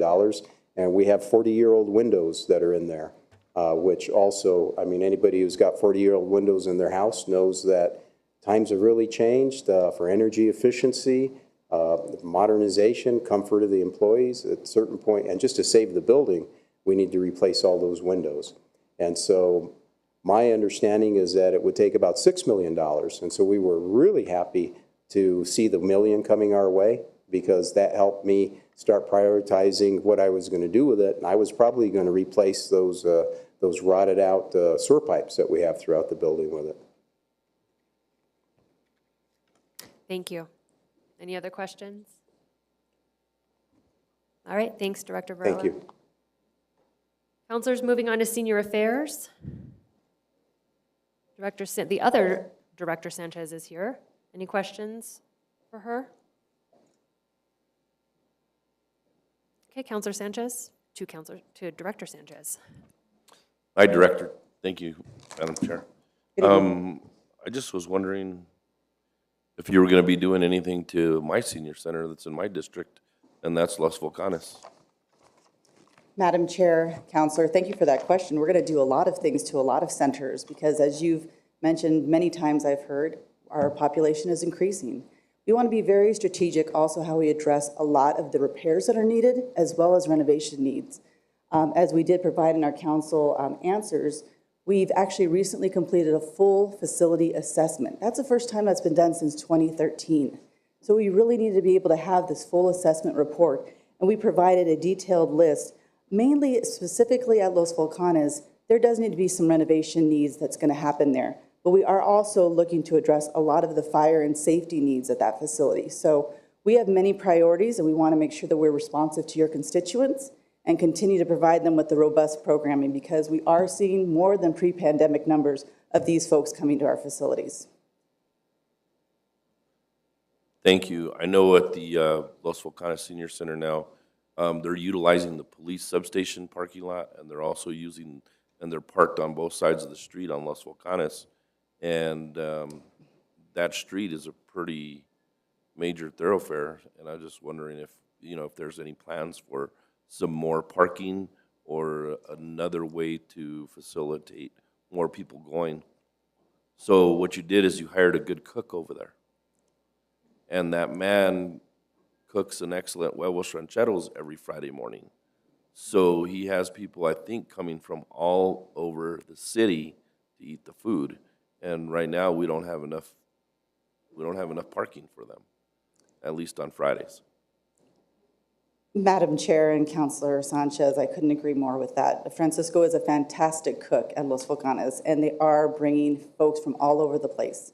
It is certainly something that we're continuing to monitor. If we could be able to expand into that company that is south of the property, we have tried to explore that opportunity to be able to see if there was some sort of way we could expand the parking. You know, our neighbors at APD have been very, very good to us, and certainly having that presence there and allowing our folks to be able to have as much parking as possible. But it is a continued need, so I appreciate you bringing this to the attention of all the councilors, because the population is growing and it's going to continue to have more demands as we continue to make good food and provide good programming. Thank you, Director. Thank you, Madam Chair. I have the best cook. You guys got to go try it. If anybody gets a chance, Friday morning at Los Volcanes Senior Center, the red and green chili huevos rancheros are amazing. Councilors, any other questions for Director Sanchez? Thank you, Director. I want to go back just a smidge because I have another question regarding Plaza del Sol. Being that the county moved out of this building, how much of this building is still vacant, and what can be done here?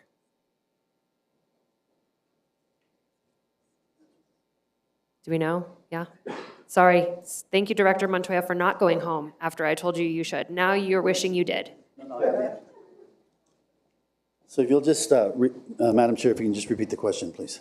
Director, I'm just wondering, so I know that the county used to occupy a good chunk of this building, and I know that we're working on a lot of plans to increase some of the usage with city departments and such, but is there, what capacity of this building do we already have it all promised, or is there room for the city clerk to do some of that 10 years ago end-of-life building and move it over and keep it safe here? So Madam Chair, there's a long version and a short version. I'll give you the shortest version. So by December 31st of this year, this building will be right at about 98% fully occupied. Two big moves that are taking place by mid-June or so. We plan to move all of senior affairs into the 6th floor, not only the west portion of the building, but the east side as well. Parks and Recreation is scheduled to move into this building, 6th floor as well, right around September of this year. The Public Art Program is scheduled to move into the 1st floor. As you know, we moved parking into the basement, and then we opened up the wellness clinic, the health clinic. The 10th floor, folks move in tomorrow, starting on Monday of next week. So again, every inch of this building will be occupied by the end of the year. And those will all be city departments, city divisions, with the exception of the clinic, both the employee health clinic and the clinic for employees. Thank you, Director. And just for the record, can staff make a note that I think it would be fabulous for us to get an update, like a short presentation of that that this is happening by the end of the year. I had no idea that so much of the building was going to be occupied by the end of this year, and I think it would be great for us at a council meeting to hear so that we all know exactly where this building is headed so that we can all be on the same page. I think it sounds fabulous. And I, for one, I'm very happy to hear about some of the other departments coming in, but I can't stand going to the Parks and Rec building. It's so hard to park there. And so I'm very happy that you're going to be moving here. So he doesn't want attention over there. I mean, it's really, I think it makes so much sense to have city departments move into the city building. And I think it would be great for us to get an update. for that. Madam Thank Chair, you. you're the only one happy that Parks and Rec is moving over. Okay, Counselor Sanchez? Thank you, Madam Chair. That brought something else up. I jogged my memory, but it's really nice that we're going to be that this building's going to be full and occupied. I agree. But what's going on with the other facilities and the other buildings that were vacated for the folks to move here? So just real quick, so if we go over to APD second and third floor in the midst now of being completely gutted out. So most of APD will move off of that floor by probably another month and a half or so. We'll take full control of that. And then I can't speak for APD, but they do plan to move some of the officers of different units within that section. A good portion of APD is moving out to the church property on 2nd Street. The building that we bought out there, that is in construction now as well. Mid-August, thereabouts, 60 or 65 officers will move into that space, fully renovated building that will occupy one of their major divisions. And then we're doing some minor renovations to the 3rd floor at APD Main.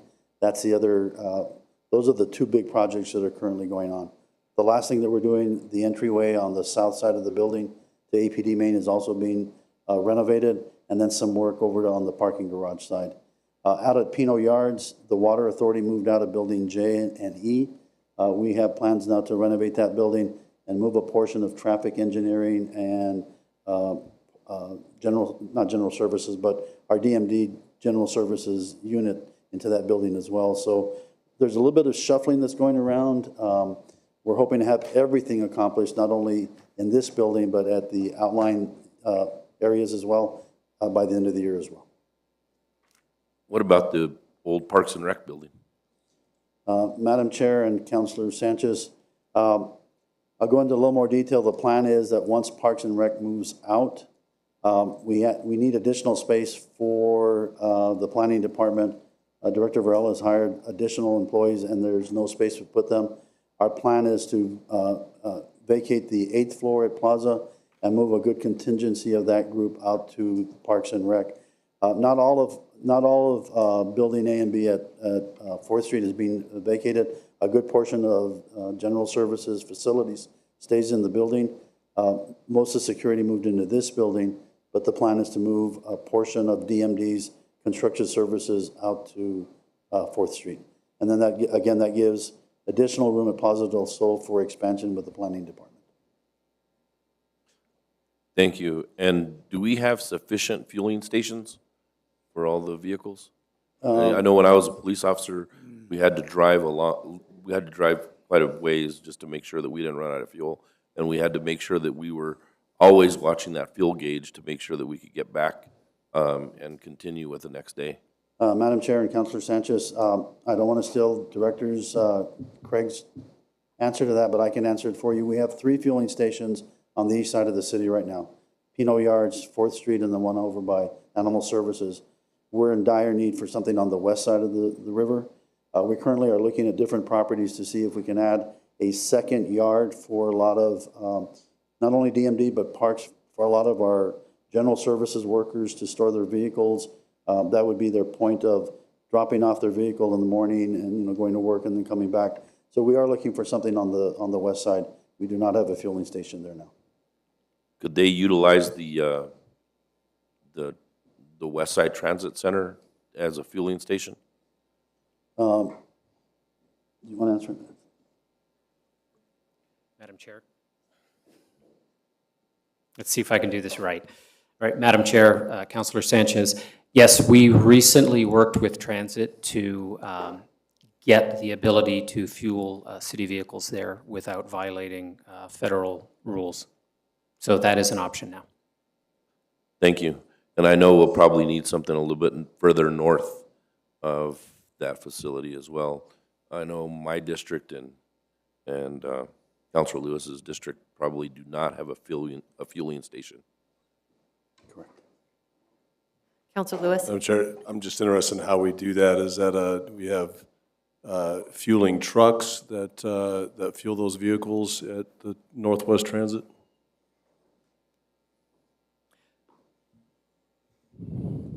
Madam Chair, Councilor Lewis, the Northwest, or the Daytona facility, not Northwest. The Gotcha. Daytona facility has a fueling station, much like all of our other stations around the city. We've got underground tanks and diesel and unleaded fuel available.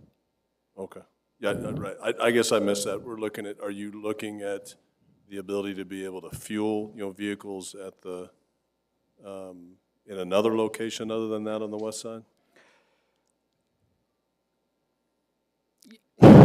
Yes, we would, Madam Chair, Councilor Lewis, we have talked about other options that we may have on that side of town.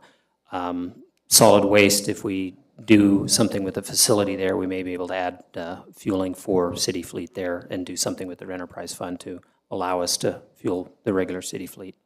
Right, okay. So we're looking at options. So you're zeroing in on some properties in those areas to look at, to develop? And looking at properties that we own as well. Gotcha, okay. Madam Chair, if I could add to that. Director? Madam Chair and Councilor Lewis, our real property division has been tasked with looking at a minimum 5 acres anywhere on the west side that might house a fueling station along with a place to store vehicles. So as Mr. Sorso said, we're in that mode right now to see what we can find. Counselor Fiebelkorn? Thank you, Madam Chair. So I just want to make sure I understand, despite the city's policy to replace all vehicles with electric vehicles when they are to be turned over, we are going to spend city money to buy a new facility for a new fueling station for gasoline. Madam Chair, Councilor Fiebelkorn, as Director Montoya mentioned, if we find a suitable lot that has parking, that we can build parking on, we would include charging stations in that lot so that we can transition, as we transition to plug-in electric vehicles, we would be able to also accommodate those. So much like transit is looking at a mix of fuels, be it electric, natural gas, gasoline, diesel, et cetera, we will consider, those alternatives as we move forward. Because a parking lot would be if we're storing city vehicles there, that's the best place for us to be charging vehicles. Madam Chair, thank you. I agree that we should be putting electric vehicle charging stations in all of our spots. I'm saying it seems like a waste of city money and taxpayer dollars to be putting in gasoline stations, given that we have a city policy that says we're going to transition to 100% electric, and we all know that all the vehicle manufacturers are going to be transitioning to 100% electric. So I'm just saying that, it doesn't seem like a really good plan to be sinking a lot of money into a new fueling station on city property. Thank you. Any other questions for Director Montoya, round 2? All right, thank you, Director. Last but not least is DTI, Technology and Innovation Services. Any questions? I think Director Osterloh is here. Counselor Fiebelkorn. Thank you, Madam Chair. I just had a question on the cybersecurity line item request. I definitely understand the importance of cybersecurity, but much to the point that Councilor Bassan was making earlier about looking at what was being requested when we were at 160 and then what we were requesting when we went to 200, that line item went up quite a bit. Could you just go through what you would get for the lower amount and what the extra funding was for? Thank you, Madam Chair and Councilor Fiebelkorn. At that lower amount, I can tell you that the administration heard from me as well. What you would get is a greatly diminished capability for us to provide the cybersecurity that we need to. The cuts that are being proposed would be devastating. We would lose the capability to replace some of our out-of-date equipment. We would lose the capability to bring on new technologies as they become available. That's what we would lose.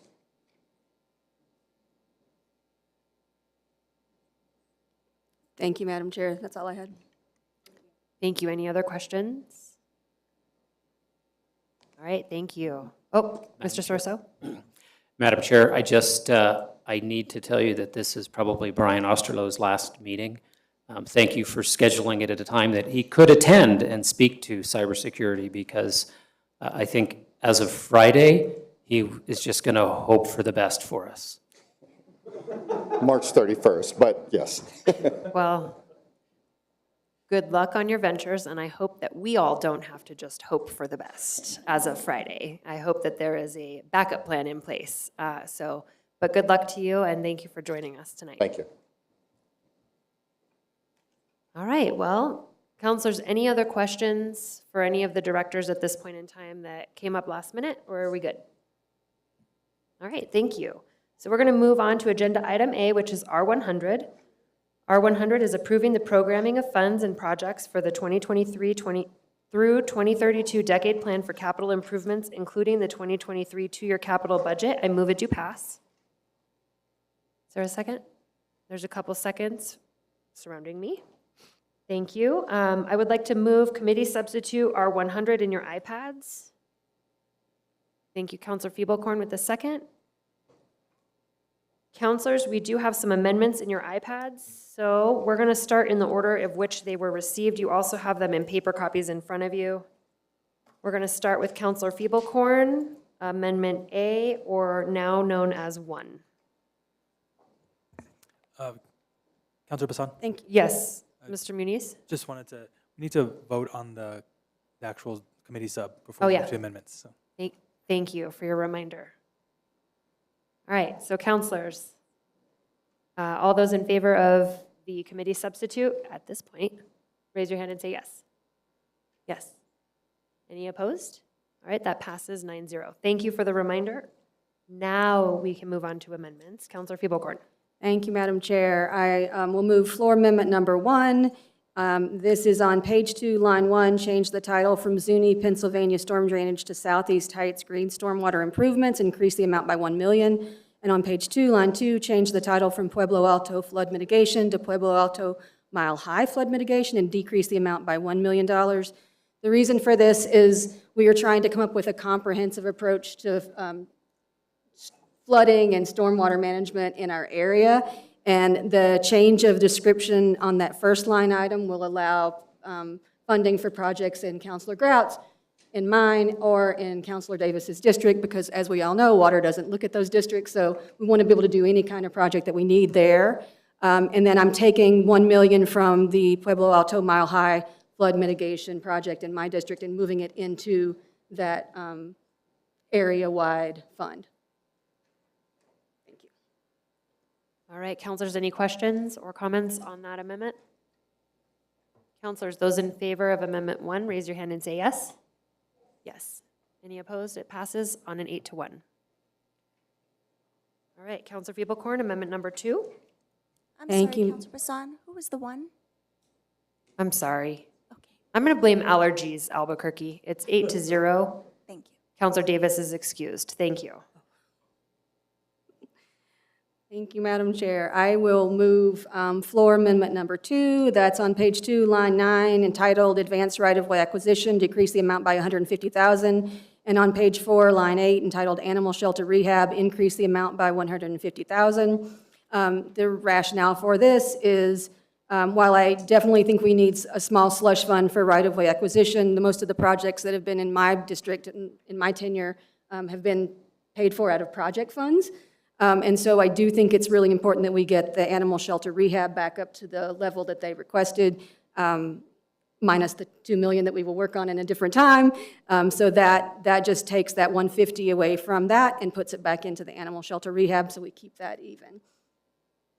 And there's a second from Counselor Grout. Any questions or comments? Madam Chair, specifically, what is that programmed for? I mean, what would the what was the $150,000 programmed for in the right-of-way acquisition?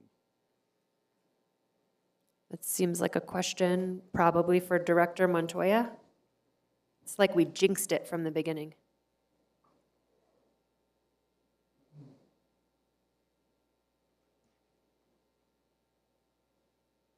Madam Chair and Councilor Lewis, just saw this for the first time, but I believe that that was taken out of our generic right-of-way acquisition, if I'm correct?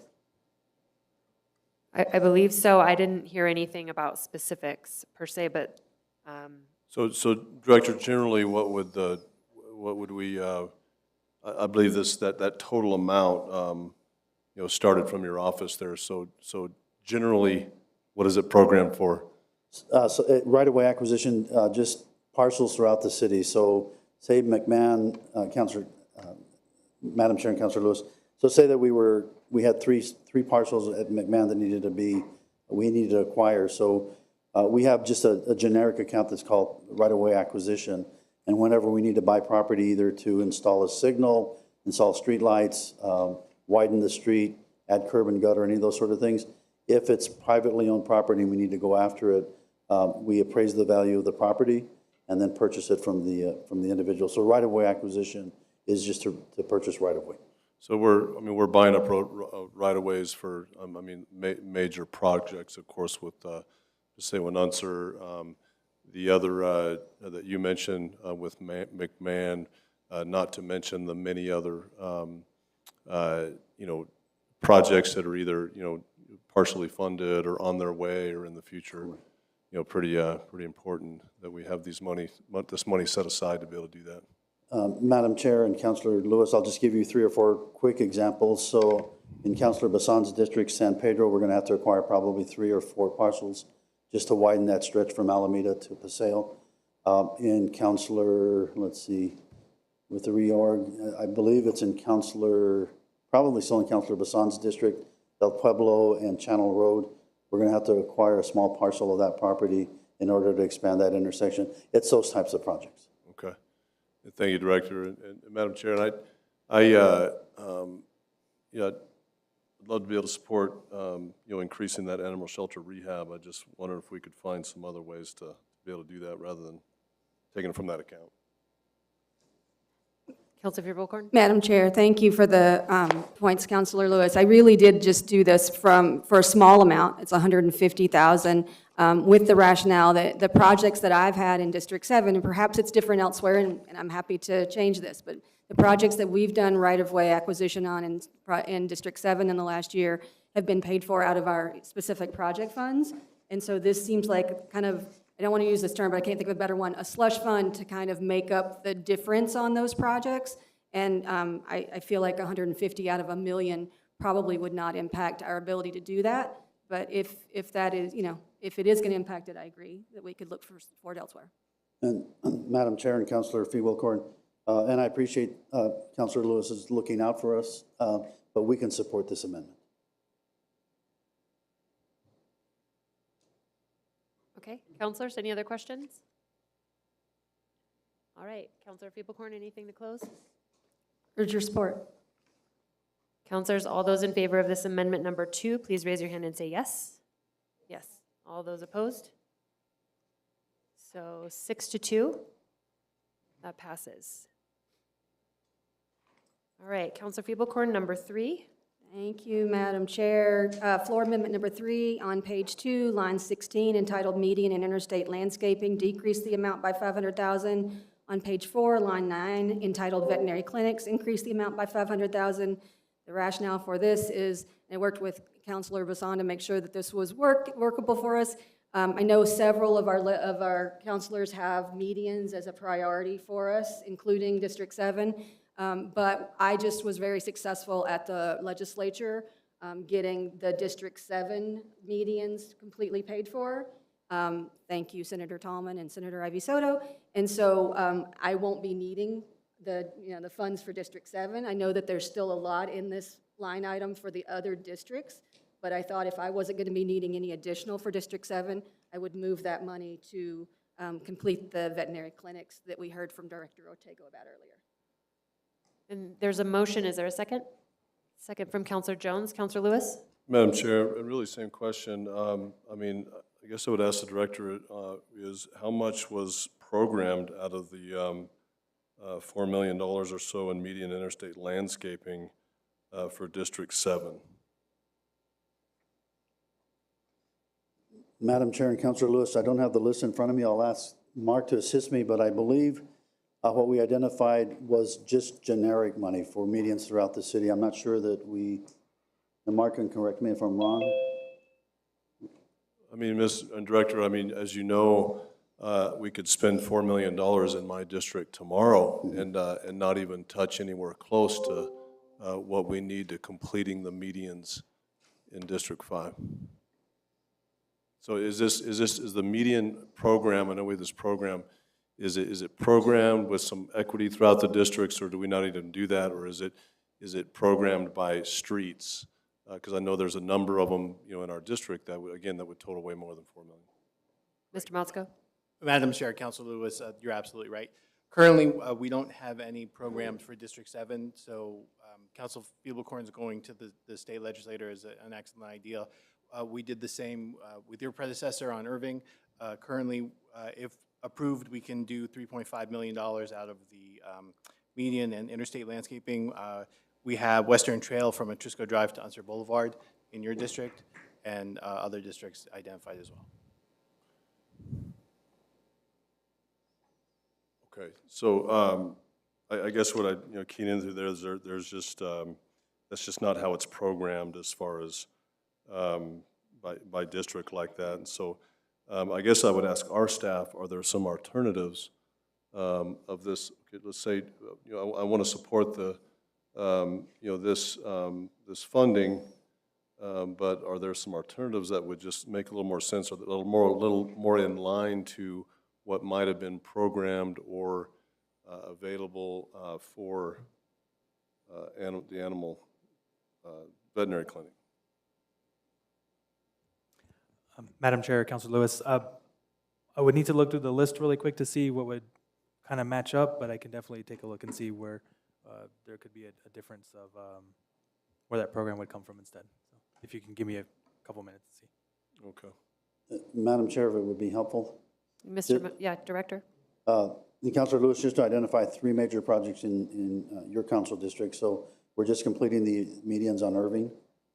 So that is one big project.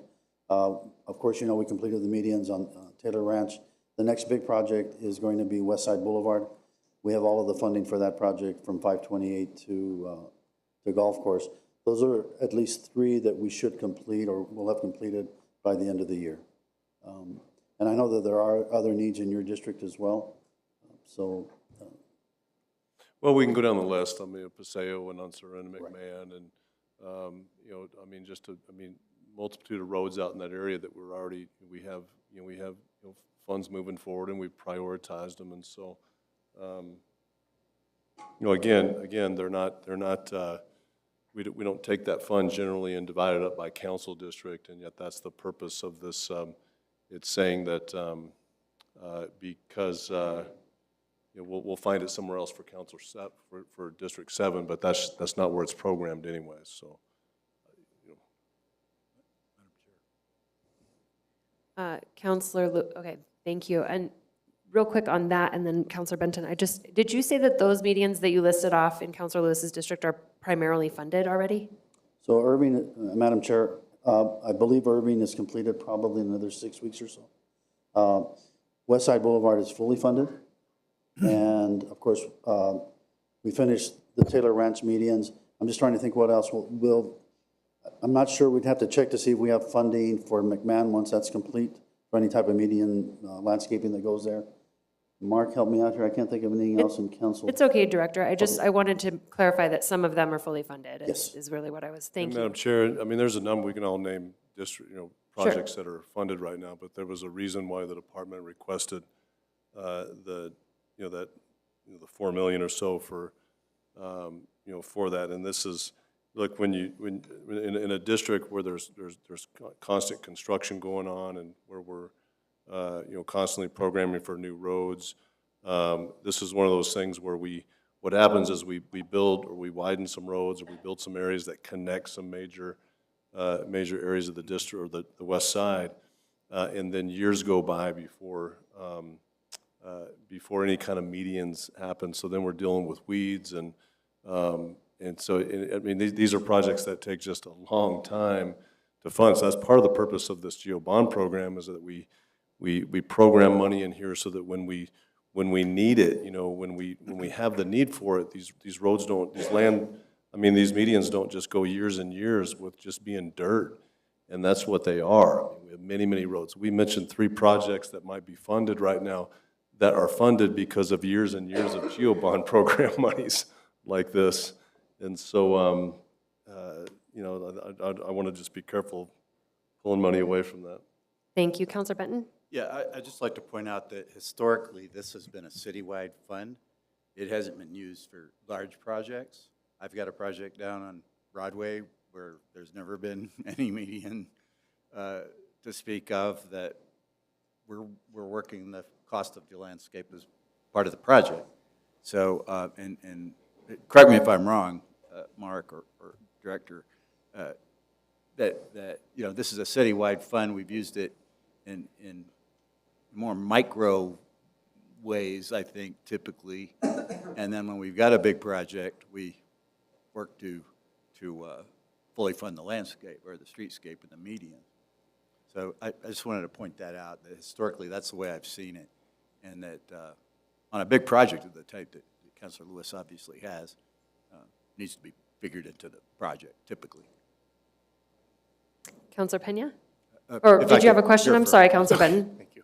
Madam Chair, Counselor Benton, that's absolutely right. What Mr. Montoya was saying was for West Side Boulevard, the project is actually funding the medians.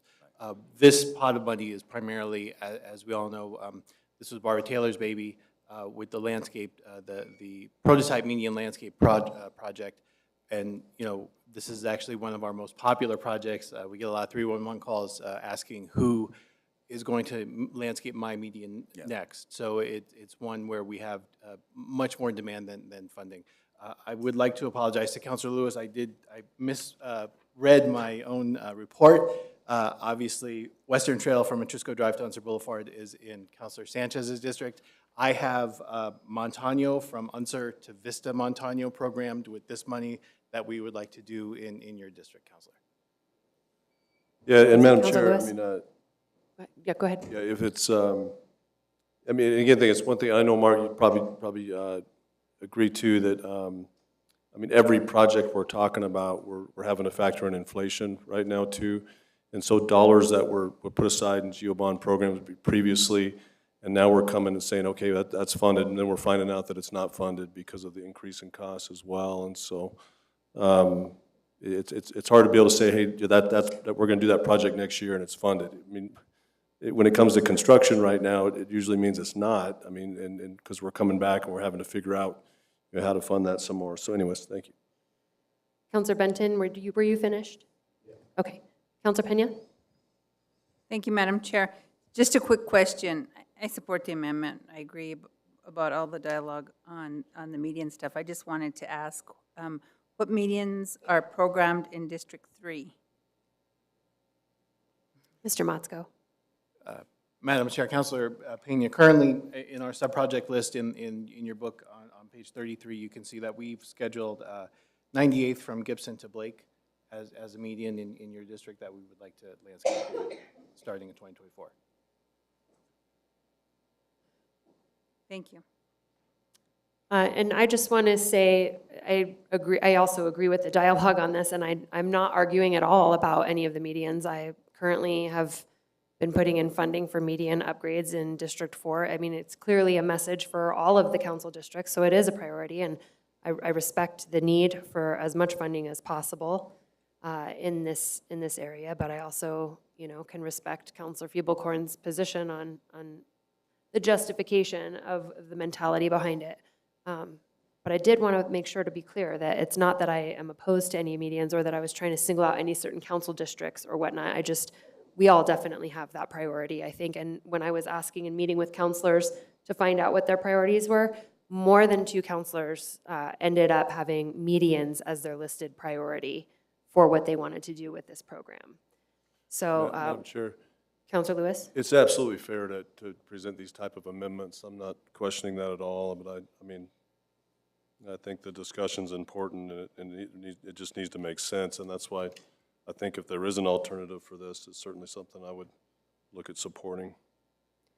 Counselor Feeblecorn to close? Thank you, Madam Chair. Yeah, I did not mean, and it would never mean, to take any funds from anyone else's district on medians. I just want to make that very clear. And I was one of the counselors that told Counselor Bassan that it is a priority for me. I just thought, since I had just had some success at the legislature and was able to get some funding, that we could switch some of this, some small amount of this, to the veterinary clinics, which are so incredibly important for the city of Albuquerque. We have a massive overpopulation on companion animals, and the West Side shelter needs that clinic. They need it yesterday, and so I was just looking for a way to funnel some funds to them without impacting any of the other projects that any of the other councils had going. I'm totally open to better ideas, but for right now, I don't see that this would be an impact on other districts, and it would get those funds to the veterinary clinic. So with that, urge your support. Counselor Feeblecorn, is it okay if Counselor Lewis, I think he has something that just came up. Is it okay if he adds something? Yes. Even though you close? Thank you. Counselor Lewis? Thank you, Madam Chair, and also Councilor Feeblecorn. That's your purview. You could have closed it right there, so thank you for giving me a chance to say one more thing. Yeah, certainly, again, certainly this is all fair game, to request these, but I just wanted to, if it's okay, would you be open, I guess, to deferring this till the next time we meet, and just for the opportunity for the council staff to look for another source of funding for it. And I don't know if they do tonight. I mean, you might have another option. Councilor Mr. Bassan, Meades. Councilor Feeblecorn, looking through the list, we've identified a couple of possible options that we could pull from $500,000. There's a line item in Parks and Rec Department that is open space facility improvements, currently sits at 1.2 million, and then there's recreation facility development and renovation at 1.4 million. Mr. To Meades, answer- I'm sorry to interrupt. What was that last one? I couldn't understand it clearly. Recreation facility development and renovation. Those two particular line items, quickly looking, kind of fall in line with facilities in terms of rehabilitation. So it would be taking from a couple pots of money that would be renovating buildings and putting it towards the animal clinics as opposed to medians. So there's a couple alternatives there that we could consider. Counselor Feeblecorn? I haven't, I don't know those line items. I did, the research on the one that I proposed. I'm open to an additional amendment when we come back to the floor. I'm happy to work with Counselor Lewis on that if he's happy to do so. But for, off the top of my head, I'm not willing to say that some other line item should lose $500,000. I only said this line item because I had that justification for having gotten the money from the capital outlay funds at the state. So I don't want to punish someone that I haven't had a chance to do some research on. So my preference would be, and I'm sorry, Madam Chair, I didn't mean to interrupt you. My preference would be to go ahead and do this amendment, and then I would, be happy to work with Councilor Lewis if he's okay with that, to find an alternative to bring to the floor if we can. Okay. So with that, we will move to a vote. It sounds like we're going to proceed with this amendment. Councilors, all those in favor of amendment number 3, raise your hand and say yes. Okay. And all those opposed? Okay. So 7-1, I believe. Thank you. Okay, moving on to amendment number 4. Councilor Feeblecorn again. Here we go. All right. Floor amendment number 4 is on page 3, line 2, entitled Pool Renovations, decrease the amount by $500,000, and on page 5, line 5, entitled Metropolitan Redevelopment, increase the amount by $500,000. Rationale for this is we have a pool renovation happening in District 7. We've been successful at funding that with additional funds not coming out of this pool renovation slush fund. And I do think it's really vital for the entire city to have a fully funded metropolitan redevelopment area.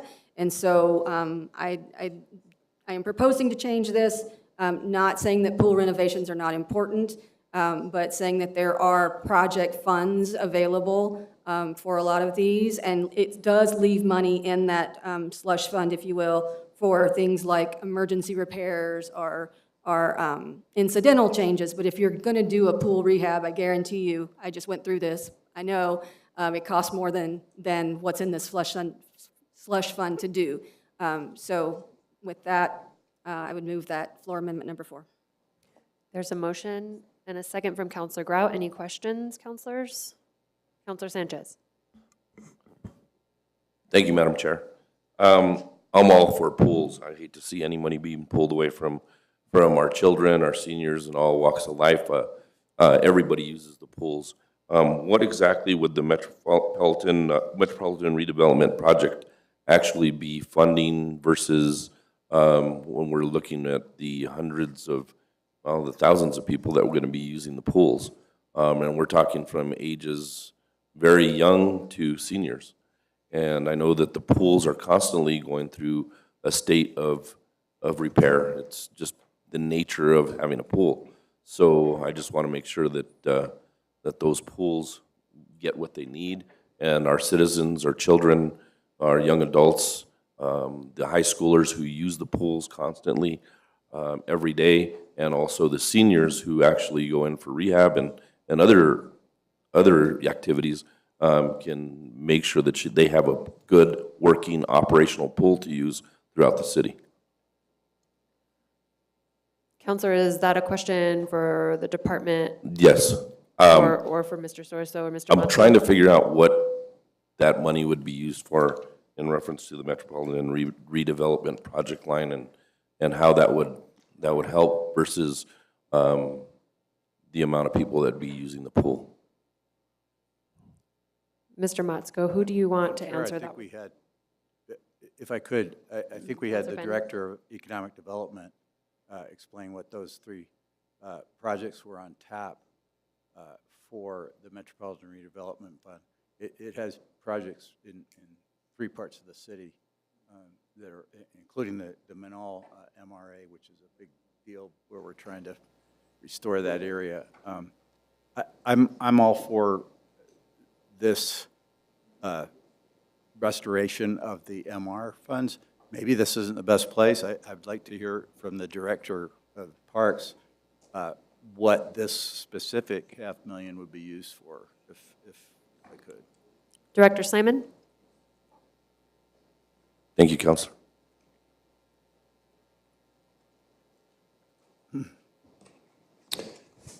Madam Chair and Councilor Benton, as I understand your question, what would be the impact of this particular amendment? Okay. Yeah, of the $500,000. Right. What was that slated for specifically, or is that general repairs of various? Well, we have, as I sort of outlined previously, we had a couple of pretty high priority projects in mind that would be achievable with $500,000. One of those are the repairs to the pump room at the Sandia High School pool.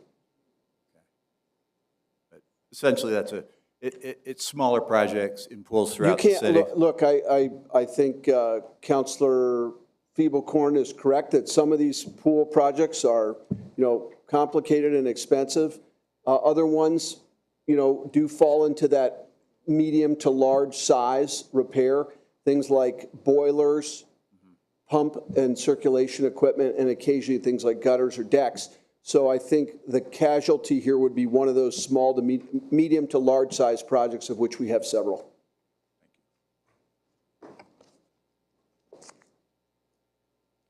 Counselors, any other questions about this amendment? Counselor Feeblecorn, anything to add? All right, counselors, all those in favor of amendment number 4, raise your hand and say yes. Yes. All those opposed? So that's 4-3. Wait, 5-3, thank you. All right, moving on to amendment number 5. Counselor Feeblecorn. Thank you, Madam Chair. Floor amendment number 5 on page 3, line 4, entitled Golf Facility Improvement, decrease the amount by $700,000. And on page 4, line 5, entitled Affordable Housing, increase the amount by $700,000. The rationale here is that we have a housing crisis, and we are below what was the percentage that was outlined in our CIP priorities bill that this council passed, where we said that we would spend a certain percentage on affordable housing, and we were well below that. And so I was looking for opportunities to funnel a little more money. This does not get us to where we said we should be in that legislation. But in my mind, of course, you know, I think this is a good trade-off, a little less. There's still quite a bit of money in a golf facility improvement line item, but getting more money into affordable housing made sense to me.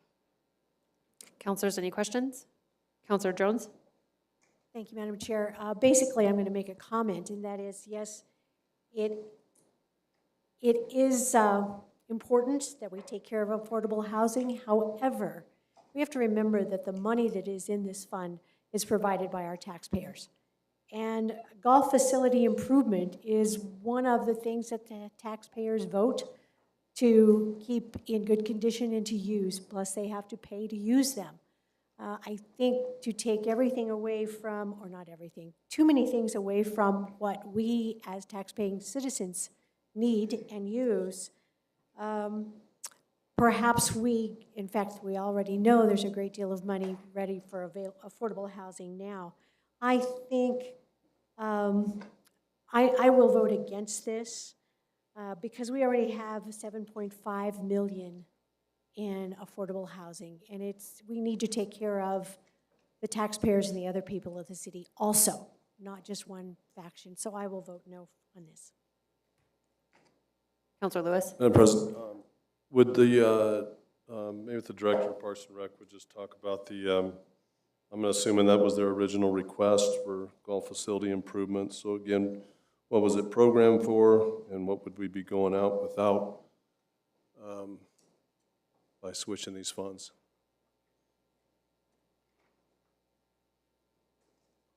Madam Chair, Councilor Lewis, thank you for the question. Obviously, we have a big-time housing crisis in the city, so we're a one Albuquerque team, and you know, we want all boats to rise. In the case of golf capital investments, I will just say that the golf program just recently got access to capital funding about a year ago, so it had really little to none for the last decade because it was a enterprise fund, so it didn't have access to the GeoBonds dollars. So we're just getting back to making some long overdue improvements in capital facilities at the golf courses. The priorities for the $2 million that was originally, that's in the administration's allocation, are redoing cart paths at 2 courses. That's the principal, one of the principal visitor experiences. Equipment for the courses, which had long been neglected, and we hadn't bought any new equipment to maintain the courses in a decade almost. Equipment, and then water conservation on the courses. We have some pond relining projects that'll save millions of gallons of water. So the net result, I think, of the council's substitute plus this amendment would take the dollars in the fund down to $1 million. So that would be over the course of 2 years. So about $500,000 a year. I think we would do none of those capital projects, focus maybe only on the equipment replacement that is essential to keep the workers maintaining the investment in these courses. So all the projects would probably not be financially possible unless we supplemented from other sources, and we're always trying to do that. Okay, and Madam Chair, I mean, one question I would have is to the administration. Then is, I mean, you all just these are funds that you all requested initially, and I realize things change. That's fine.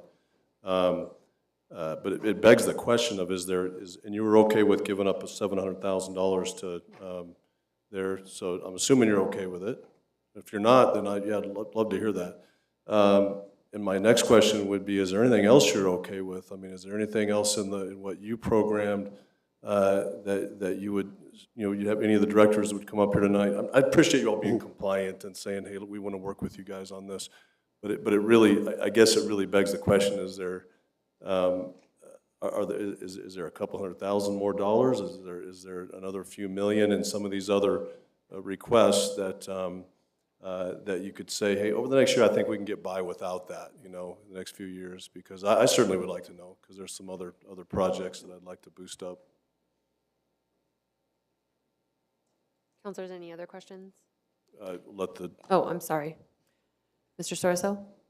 Yes, Chairperson and Counselor Lewis, we, you know, we got the substitute and the amendments just shortly before the meeting, and, you know, I do appreciate Director Simon's willingness to, you know, share with his other directors and other departments. We do have a limited amount of money, and, you know, we want to take some time and review this, and I think we do have some time. So I'm going to pause and not directly answer your question and say, absolutely, we are not okay with this. We do need some time. okay. Since golf has had relatively less dollars to work with over the last decade, $2 million to $1 million is sort of a relatively bigger contribution to make to the cause, just because we haven't had much to work with in the golf program for capital improvements in the past. So, you know, that's why the original request was made. Okay. Madam Chair, and I think that's fair. I think that's a fair question, certainly just seeing this in the amount of money that it is. I think you got to rethink a little bit. If this were to happen, you know, what would that mean to the, you know, Parks and Rec, and specifically to the, you know, to that the golf facility improvement aspect there. Okay, thank you. So there's a motion. I do need a second on this amendment. Counselor Benton with a second. Thank you. Any other questions? Madam Brennan? Chair, just not a question, but yeah, again, been around long enough to see that oftentimes something like golf equipment is one of the first things to get rated for another purpose. At the same time, I'm a big advocate, and when we started out with the Workforce Housing Trust Fund, we did put in $10 million every 2 years. That was the original intent and proposal of the council at that time. We're getting closer to that, thank you, Madam Chair, but we're not there yet. So I would tend to support this, but at the same time, it pains me to be taking it out of maintenance, basic maintenance type work on Parks and Rec facilities. That's been a historic target for capital, moving of capital funds by past councils. So I'm going to oppose this amendment, but I'm going to be looking, and I hope anyone else who's willing to see where else we can try to get back up to that $10 million target, which again, that was the original target. It was drastically and tragically cut way down under past councils and administrations, and so I do appreciate that we've got an intent at least to, and I appreciate the chair's work on this as well, to try to get this back up to where it should be, and maybe we keep working on that. Councilor Fiebelkorn? Thank you, Madam Chair. So I'm happy to withdraw this amendment, but I do want to say, this council, everyone sitting here today, passed R2244, and in that, we said that we wanted 5% of this bond to go to affordable housing. And 5% of $200 million is $10 million, and we are not there. And so I was looking for a way to put some more money in this. It wouldn't get us to 10 million, but I personally am fine with taking money from golf and putting it into affordable housing. I think that decision is really a no-brainer. But I will withdraw the amendment and ask councilors to please help me look for money to put into affordable housing so that we reach at least the goal that we all agreed to in R2244. All right, thank you, Counselor. So amendment number 5 has been withdrawn. We're going to move on to amendment number 6. Counselor Fiebelkorn. And Madam Chair, I'm not going to move this amendment. The answer that I got on my questions for cybersecurity earlier tonight made me extremely nervous, and so I would like to revisit this one at a later time. Okay, thank you, Counselor. So then we'll move on to a different amendment, number 6. And that is mine. So on page 5, line item 1, entitled Parking Garage Public Safety Monitoring, increase the amount by $500,000. And on page 5, line 13, entitled Roof Repair City Buildings, decrease by $500,000. We even heard earlier about some of the security that needs to be done in the parking garage, and I recognize that we need to repair roofs all over this city. But at the same time, in order to make this whole, I was trying to figure out a good way to make sure that we can encourage and improve the parking garage safety with this. Is there a second? Second from Council Feeblecorn. Thank you. Any questions, councilors? Okay, comment, Councilor Jones. Thank you, Madam Chair.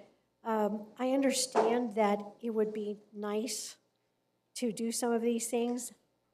However, we have very little public safety issues in our parking structure. However, we need to take care of the roofs in our buildings also.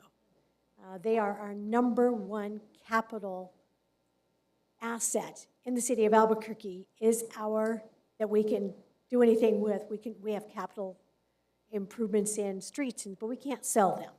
But if we ever come worse to worse, we do have absolute great capital assets in our buildings, but we will not have if we don't maintain them. And simply because we refuse to do roof repairs when we should, and this one has already been delayed at least 3 years when it should have been done, I think that we're a little not looking at the big picture when we want to do something like this. So I will not support this amendment.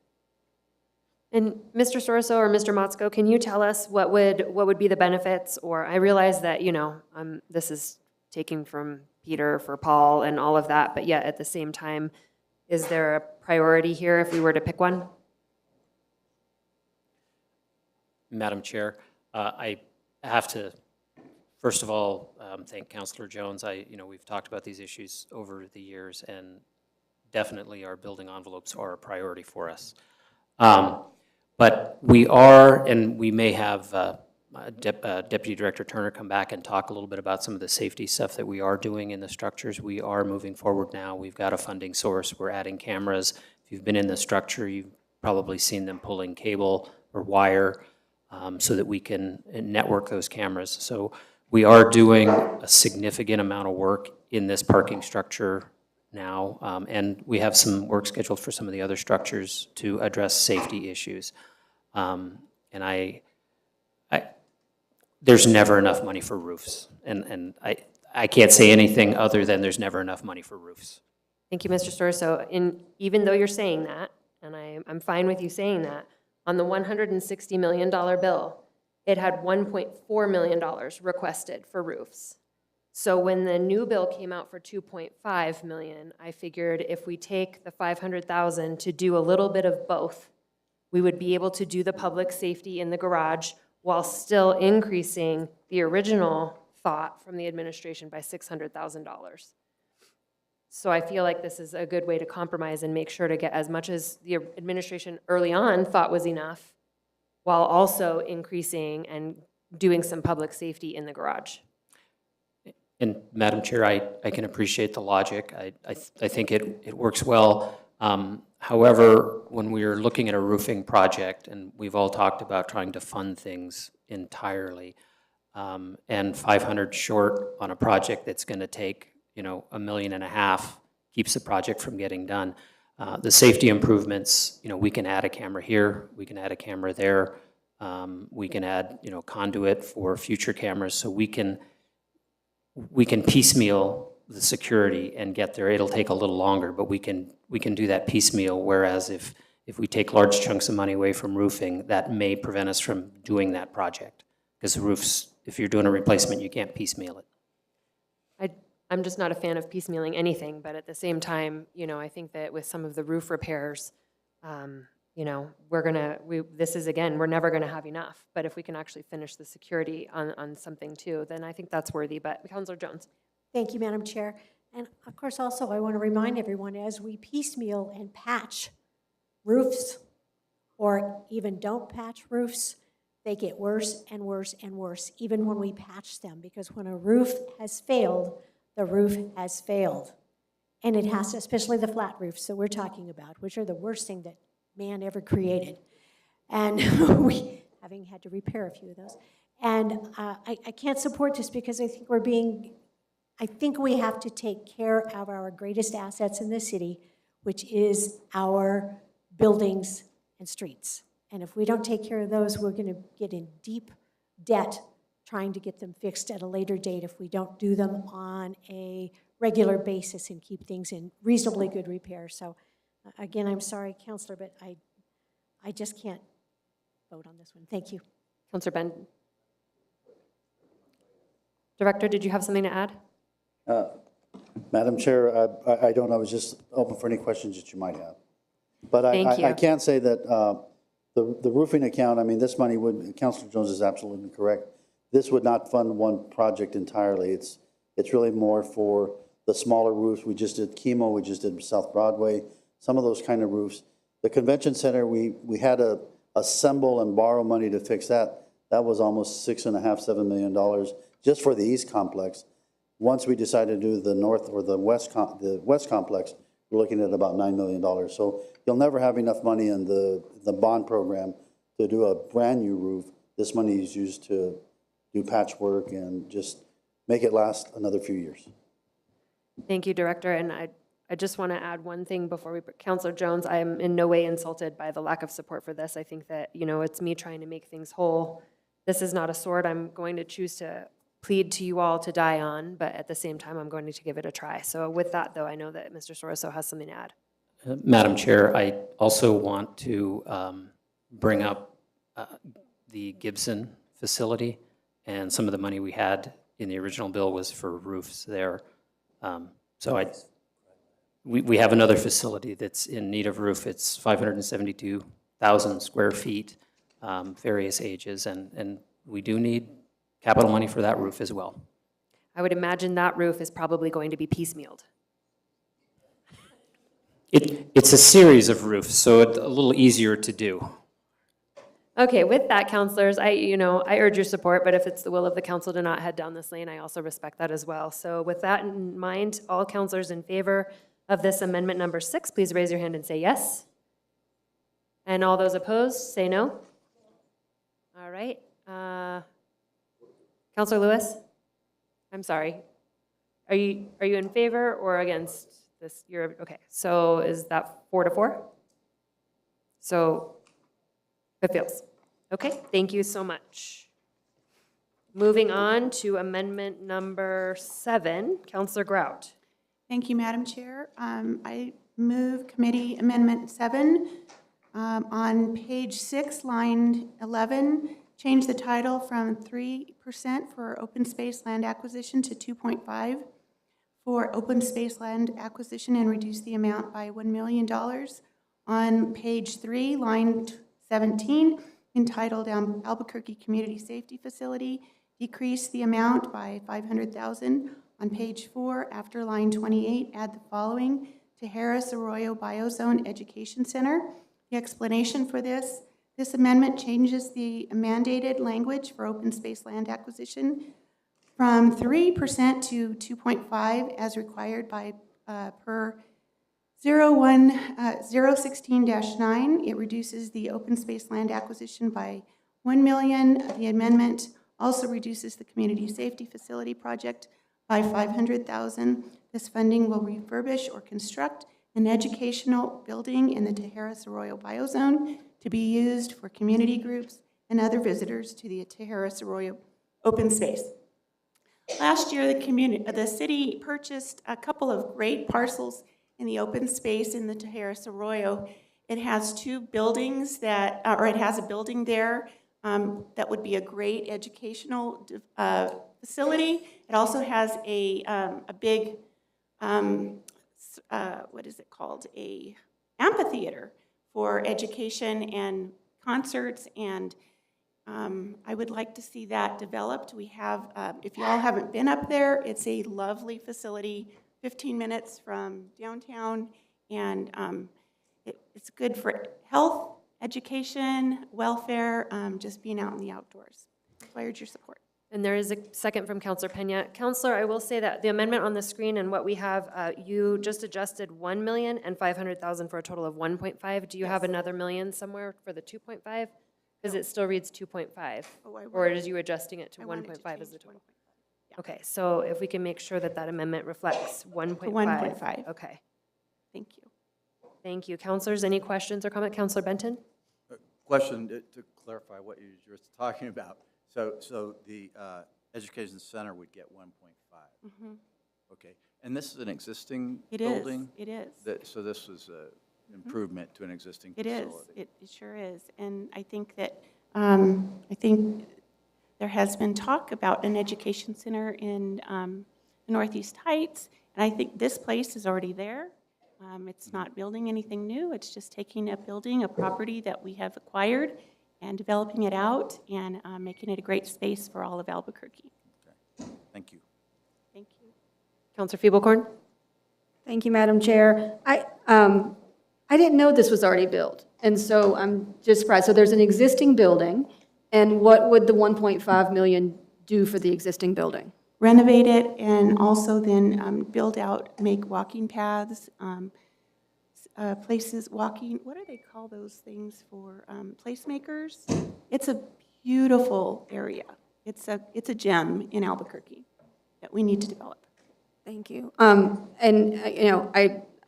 I love open space. I love open space education centers that are wanted by the community. But we're taking away $500,000 from the Albuquerque Community Safety Facility, and we did hear earlier from the director how important that was. So I'm just wondering if there's the possibility that the renovations could be begun with, $1 million, or if there's somewhere else that we could get the $500,000 from.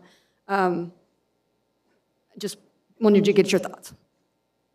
I'm sure that we could probably start with $1 million. I'm open to a friendly amendment. No problem. Thank you, Madam Chair. I think my list of additional money we need to find in here is getting larger and larger, but I'm happy to support this today, but I would be interested in working with you if we could to find another solution for that $500,000 when we hear this at full council, if that would be okay. Thank you. Thank you. Okay, Counselor Pena and then Counselor Benton. Madam Chair, can we just take the entire amount out of the open space dollars? I guess that would be a question for Director Simon. And if so, I can offer an amendment to do that. Madam Chair, Councilor Pena, the administration proposal obviously did move the allocation from 2% to 3%. I think one of the things we've observed in this kind of changed economic climate, as construction costs have been shocking us, and our dollars are not going as far when we have to build and renovate. It's interesting. This is still a great time to buy land. In fact, as Will Rogers said, land, they're not making any more of it. So it's generally always a good time to do land protection. But I think what I'm trying to say is our dollars right now for land acquisition will go far, even in this sort of upset economic and cost escalation environment. So I think it's a Can I stop you because you're asking a question that I misphrased? Oh, okay. What about the open space trust fund? Oh, I'm sorry. I apologize, Council. It was me. Counselor. Yeah, the trust fund, using dollars from the Open Space Trust Fund would require an action of the council. Definitely a proactive action by the council would have to be authorized. The movement from 2% to 3% also kind of grew out of a committee that the council set up through a resolution last year that set up a committee to look at the Open Space Trust Fund and its present and future status. The very first recommendation that came out of the trust fund about how to enhance acquisition dollars was this recommendation to consider moving from 2% to 3% in the allocation. So I just, yeah. Okay. You have the ability to do that. Thank If you. it's authorized. Thank you. Madam Chair, if I can continue on that question. Thank you, Director Simon. This is for our staff. Can we actually, by amendment, take the 500,000 out of the trust fund? I'm still, Point of clarification, if I could, actually, I was still asking my question. try to answer it. Mr. President, I'm sorry, Madam Chair and Councilor Pena, the Open Space Trust Fund is a separate fund not budgeted as part of the GEO program. So the bill before you is moving around money within the 2023 GEO, as you know, and so you would not be able to access the Open Space Trust Fund money as part of this bill. Okay, thank you. Counselor Benton? So, yeah, so the trust fund requires separate action to take from that. But this is, the idea or the concept here would be to take it from this year's allocation to the trust fund, which hasn't been enacted yet. So this is something that this is something that we could do. Yeah, these dollars, the allocation doesn't go into the trust fund. The 2% or 3% doesn't directly go into the trust fund. It's managed as a separate line item in our capital program. But I think you've got it right there that it just, using the Open Space Trust Fund requires a separate action of the council. Counselor Feeblecorn? Thank you, Madam Chair. So given what I just learned, I'm wondering if an appropriate thing to do would be to strike the number 2 on this amendment and move the $1 million over from this GEO bond to the Education Center, and then we could work on the 500,000 allocation that Councilor Pena suggested in that legislation that's coming forward. Would that be okay? That would be okay with me. Well, it doesn't look like it's okay with Councilor Benton, so maybe I misunderstood. Counselor Benton? I think there's some confusion here. So we're allocating money towards the trust fund in this. No, we're not. So this would be coming, is it 3% for open space land acquisition part of this bill? Yes, Counselor. And then, so I think what's being proposed is that To reduce that? to reduce it to the 2.5, but now what I'm hearing is strike the extra 500,000 for now, so that it will be only doing the Harris Arroyo Biozone Education Center for 1 million right now. And then it sounds like some counselors might be coming back Madam to Chair. end up doing some of the amendments later using the other fund. Mr. Melendres? So just to clear up any confusion about the relationship between the GEO money and the Open Space Trust Fund, it's not connected. So the GEO money is for open space acquisition. It's what the voters vote on, or improvements, rehabilitation. The Open Space Trust Fund is funded through the trust land holdings that the city maintains through the big land exchange with Albuquerque Academy and the Bureau of Land Management, the U.S. Forest Service. And when that land is turned over or we gain revenue from it, that funds the Open Space Trust Fund. So there are two separate pots of money. There are limits on your ability to use the trust fund for things, but if you were going to do that, then we would need to revisit the Open Space Trust Fund, potentially the ordinance, if there are limits that would preclude you from doing that, or otherwise revisit how much money is in that fund outside of the GEO program. So I think it's Counselor Pena. Go ahead. So, thanks for the clarification. I think rather than, what if we just use the 3% open space and made an amendment just to say 1.5? I would support that. And can you repeat that, Counselor Pena? So I'd make an amendment just to say on page 6, line 11, change the title from 3% acquisition to whatever 2%. Well, depending on what that amount, it wouldn't be 2%. It would be whatever the 1.5 is, correct? So whatever that percentage is to 1.5, and then leave the item 2 out, and then it would be on page 4 after line 28, add the following. So just the sheer math to get to 1.5. And I would propose that amendment. We'll have to dispose of this amendment first, or make sure that this Counselor Grout is okay with making that change, but I want to make sure staff What would the can percentage be? repeat all of what that change would be. Madam Chair. I don't like doing public math, but my math would say it would go from 3% to 2.25% for open space land acquisition. Thank you, Mr. Thank Motzko. you. That's what I was calculating too, but I was waiting for one of you all down there to say it first. So, Mr. Melendrez, Mr. Muniz, are you on board with that? Is this 2.25 is what the Madam Chair, amendment it's would read? always dangerous to let a lawyer do math, but in this instance, it did actually coincide with the same math that Mr. Motzko did. And so I think we need some clarity on what the amendment is, because we've had it discussed a number of ways. Councilor Grout moved it with reducing the 3% to 2.5, and with taking 500,000 from community facilities. So Councilor Grout, your amendment would now be on page 6, line 11, change the title from 3% to 2.25% for open space land acquisition, and reduce the amount by $1.5 million, and then add that money to the Tijeras Biozone Education Center to the amount of $1.5 million. That is correct. Madam Chair, if you might get concurrence from the seconder of that motion. Counselor and then Pena, at do that you point- concur? No, but it was originally Counselor Grouts, and I believe you were the seconder on her original amendment, and now we're going to change it. Okay, so you're okay with that? Okay. Thank you. So counselors, any questions, clarification from here?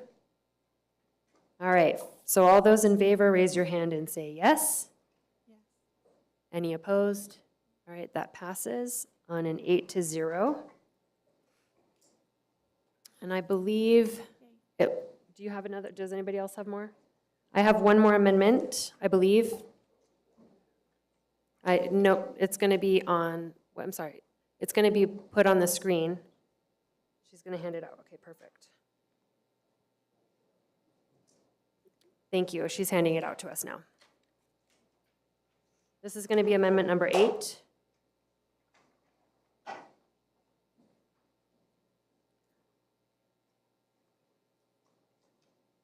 So Counselor Lewis? Thank you, Madam Chair. This is on page line 2 after line 5. The following $1 million is designated for the intersection of Paseo del Norte and Unser Boulevard. So it designates $1 million of reconstruction of major streets and major intersection program for the intersection of Paseo and Unser Boulevard. So it's not changing that line item, just designating a portion of that to that project. Is there a second? Counselor Grout with a second. I'm pretty sure. Any questions or comments from the council? Counselor Feeblecorn? Happy to support this. I just had a question about the concept of we have another one of these where a certain percentage of another line item is designated for a specific project. And then there's a lot of ones that are just line itemed out individually. And I'm just curious as to why some are subtitled and some are specific line items for the project. Counselor Feeblecorn, I can answer to the one that I changed in the committee sub where I added it in, and I will say that Counselor Jones came to me with only one request, whereas all the other counselors, including myself, have multiple. So I ended up adding that one in there so that the one singular request will hopefully be approved by this council in support of District 8. But other than that, I would let staff end up, or even Mr. Motzko, if he can answer that, that would be great for if there's additional details under some of those line items. Thank you, Madam Chair. Council Feeblecorn, we would prefer that this did not happen. We go through a year-long planning process with our departments, and when we do have these generic projects, like I mentioned in my presentation, we do make them, for the most part, give us sub-projects. That is included in your packet. We don't have any objection to this one, nor to Counselor Jones's, but we would prefer if this didn't become a habit. But obviously, council is the ultimate planning body for the city, and we will do anything that you guys pass. So, but we do go through and ask the departments to sub-rank their generic projects. Thank you, Madam Chair. Maybe I misunderstood, or maybe I misstated my question. And I'm new, I've never done one of these before, so I'm just learning. I would have thought that you would have decreased the reconstruct major roads and major intersections by $1 million and then create another line item. Why would you not do that, and why would you keep it in the major pot of money? Mr. Motzko. Madam Chair, Councilor Feeblecorn, we're just subdividing the total number. So we're taking $1 million out of the total number to go directly towards District 8 paving, in paving major, and reconstructing major roadways, and for Councilor Lewis doing the same thing, taking $1 million out of that total generic pot, specifically for Paseo and Unser. Thank you. Thank you, Madam Chair. And, hang on, I just want to look up, what was the original, what's the total amount for this one?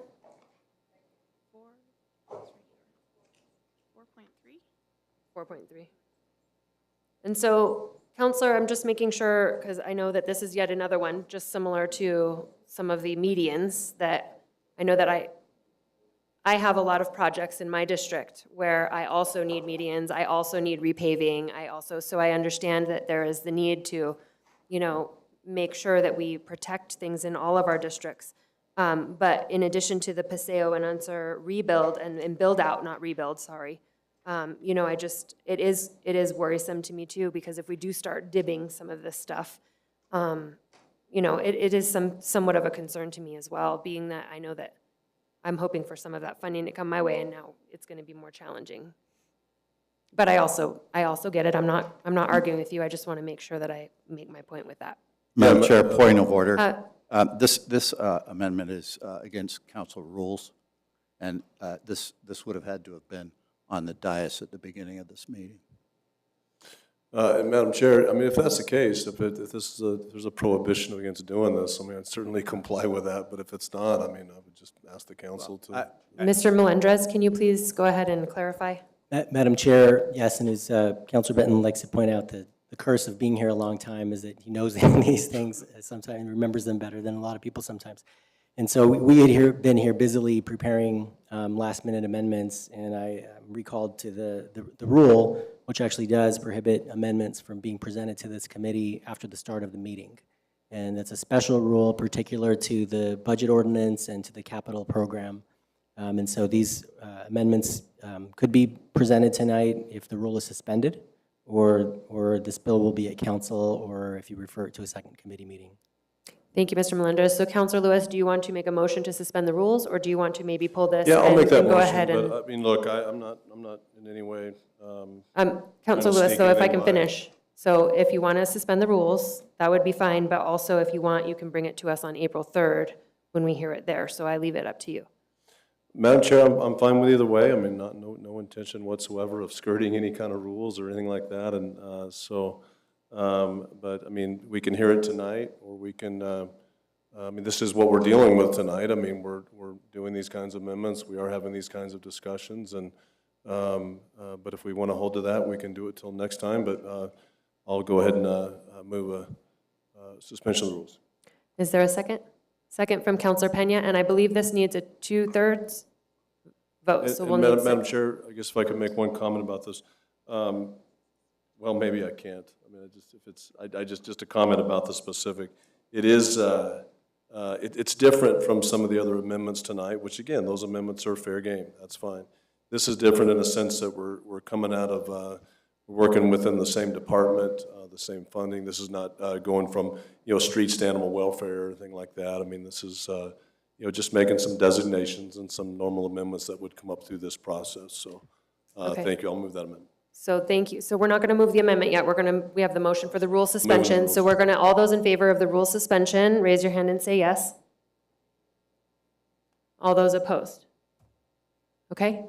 And so that was 5-2? So there were 2 opposed. Can we do it again? All those in favor of the rule suspension, raise your hand. So 6, and then those opposed? 2. Okay, so 6-2, so that carries. So we will hear this amendment tonight. Councilor Fiebelkorn.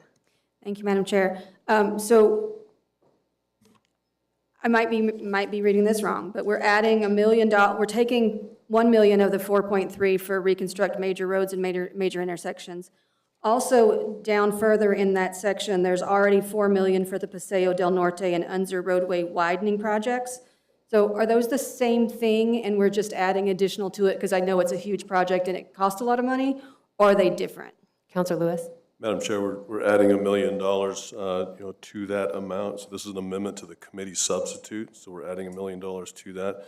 We're actually not adding $1 million to that. We're, ultimately it's going to that project, but it's, I could have done an amendment that would do that, but decided to do an amendment that would just simply designate that line item, which there's some precedence for tonight in this bill, so. Counselors, any other questions? All those in favor of amendment number 8, please raise your hand and say yes. All those opposed? Wait, Counselor Feeblecorn, are you? Okay, so that passes unanimously. Thank you. All right, counselors, there being no further business. Oh, wait, no, there is further business. It's like the most Madam important President, business. Madam Chair, Max, may I comment on my motion and what we just did? Yeah. Sure. There's a reason for the rule, okay? And I have been here too long, so I knew about the rules, so I pointed it out. I don't oppose what Councilor Lewis is doing. But I do think we ought to be concerned with starting a practice of doing this, of suspending the rules. There was a reason why, and I guess we'd have to go back and look at historically the reason why, but the reason why this rule was put into place was a lot of fur flying at the end of our budget meetings, of our COW meetings, and of the city council as well, and that's why it was put in place. So it's just, because, and I know it's not even Councilor Lewis's fault probably that it wasn't on the dais. The point is, it's very hard to digest what's going on when you receive one of these at the end of the meeting, or, late in the meeting after we digested quite a few other amendments.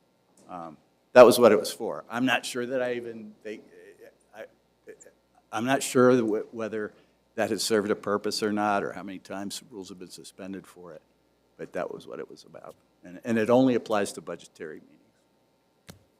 Thank you, Counselor Benton. Madam Chair, Mr. Counselor Lewis. It was my fault, so thank you. Don't want to throw the staff under the bus for that.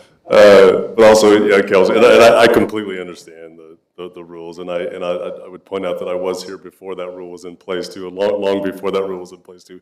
But that's fine, and in light of that as well, Madam Chair, I'm not gonna, I'll save the other amendment I have for next week. Thank you, Counselor. So with that, I want to say that on the committee sub, moving back to that, after all the amendments for tonight have been moved, we need to vote on the committee sub as amended.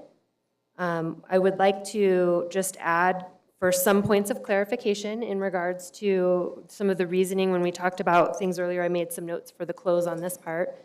In regards to city vehicles, I absolutely support, Counselor Benton, what you were saying about the heavy equipment and so on with that. I get that. I did remove more of the regular vehicles from this budget because to me, I think that it seems a little ridiculous for us to bond for 15 to 20 years on a vehicle that will never last that long. And I would like us to find that more in the operating. So that was some of the, when you go this weekend and you start looking through it, or next week. And as far as everything, I really did have the goals, and I think I told most of you that, I want to work on maintaining and finishing the projects around here. And then lastly, I did try to really respect the councilors' priorities as best I could. So this is why with all the amendments, I definitely tried to support as many as possible with that as well. So thank you all for coming tonight. I know that the amendments too is hard at this meeting, but I also didn't want to run into having all these amendments plus probably the many amendments we will have on April 3rd when this is actually heard at that council meeting too. So I appreciate those that were willing to bring them forward tonight so that we can somehow streamline it a little bit more moving forward. So thank you. And with that, I will urge your support of committee substitute as amended. Thank you. All those in favor say yes. Any opposed? All right, thank you so much. There being no further business tonight, this meeting is adjourned.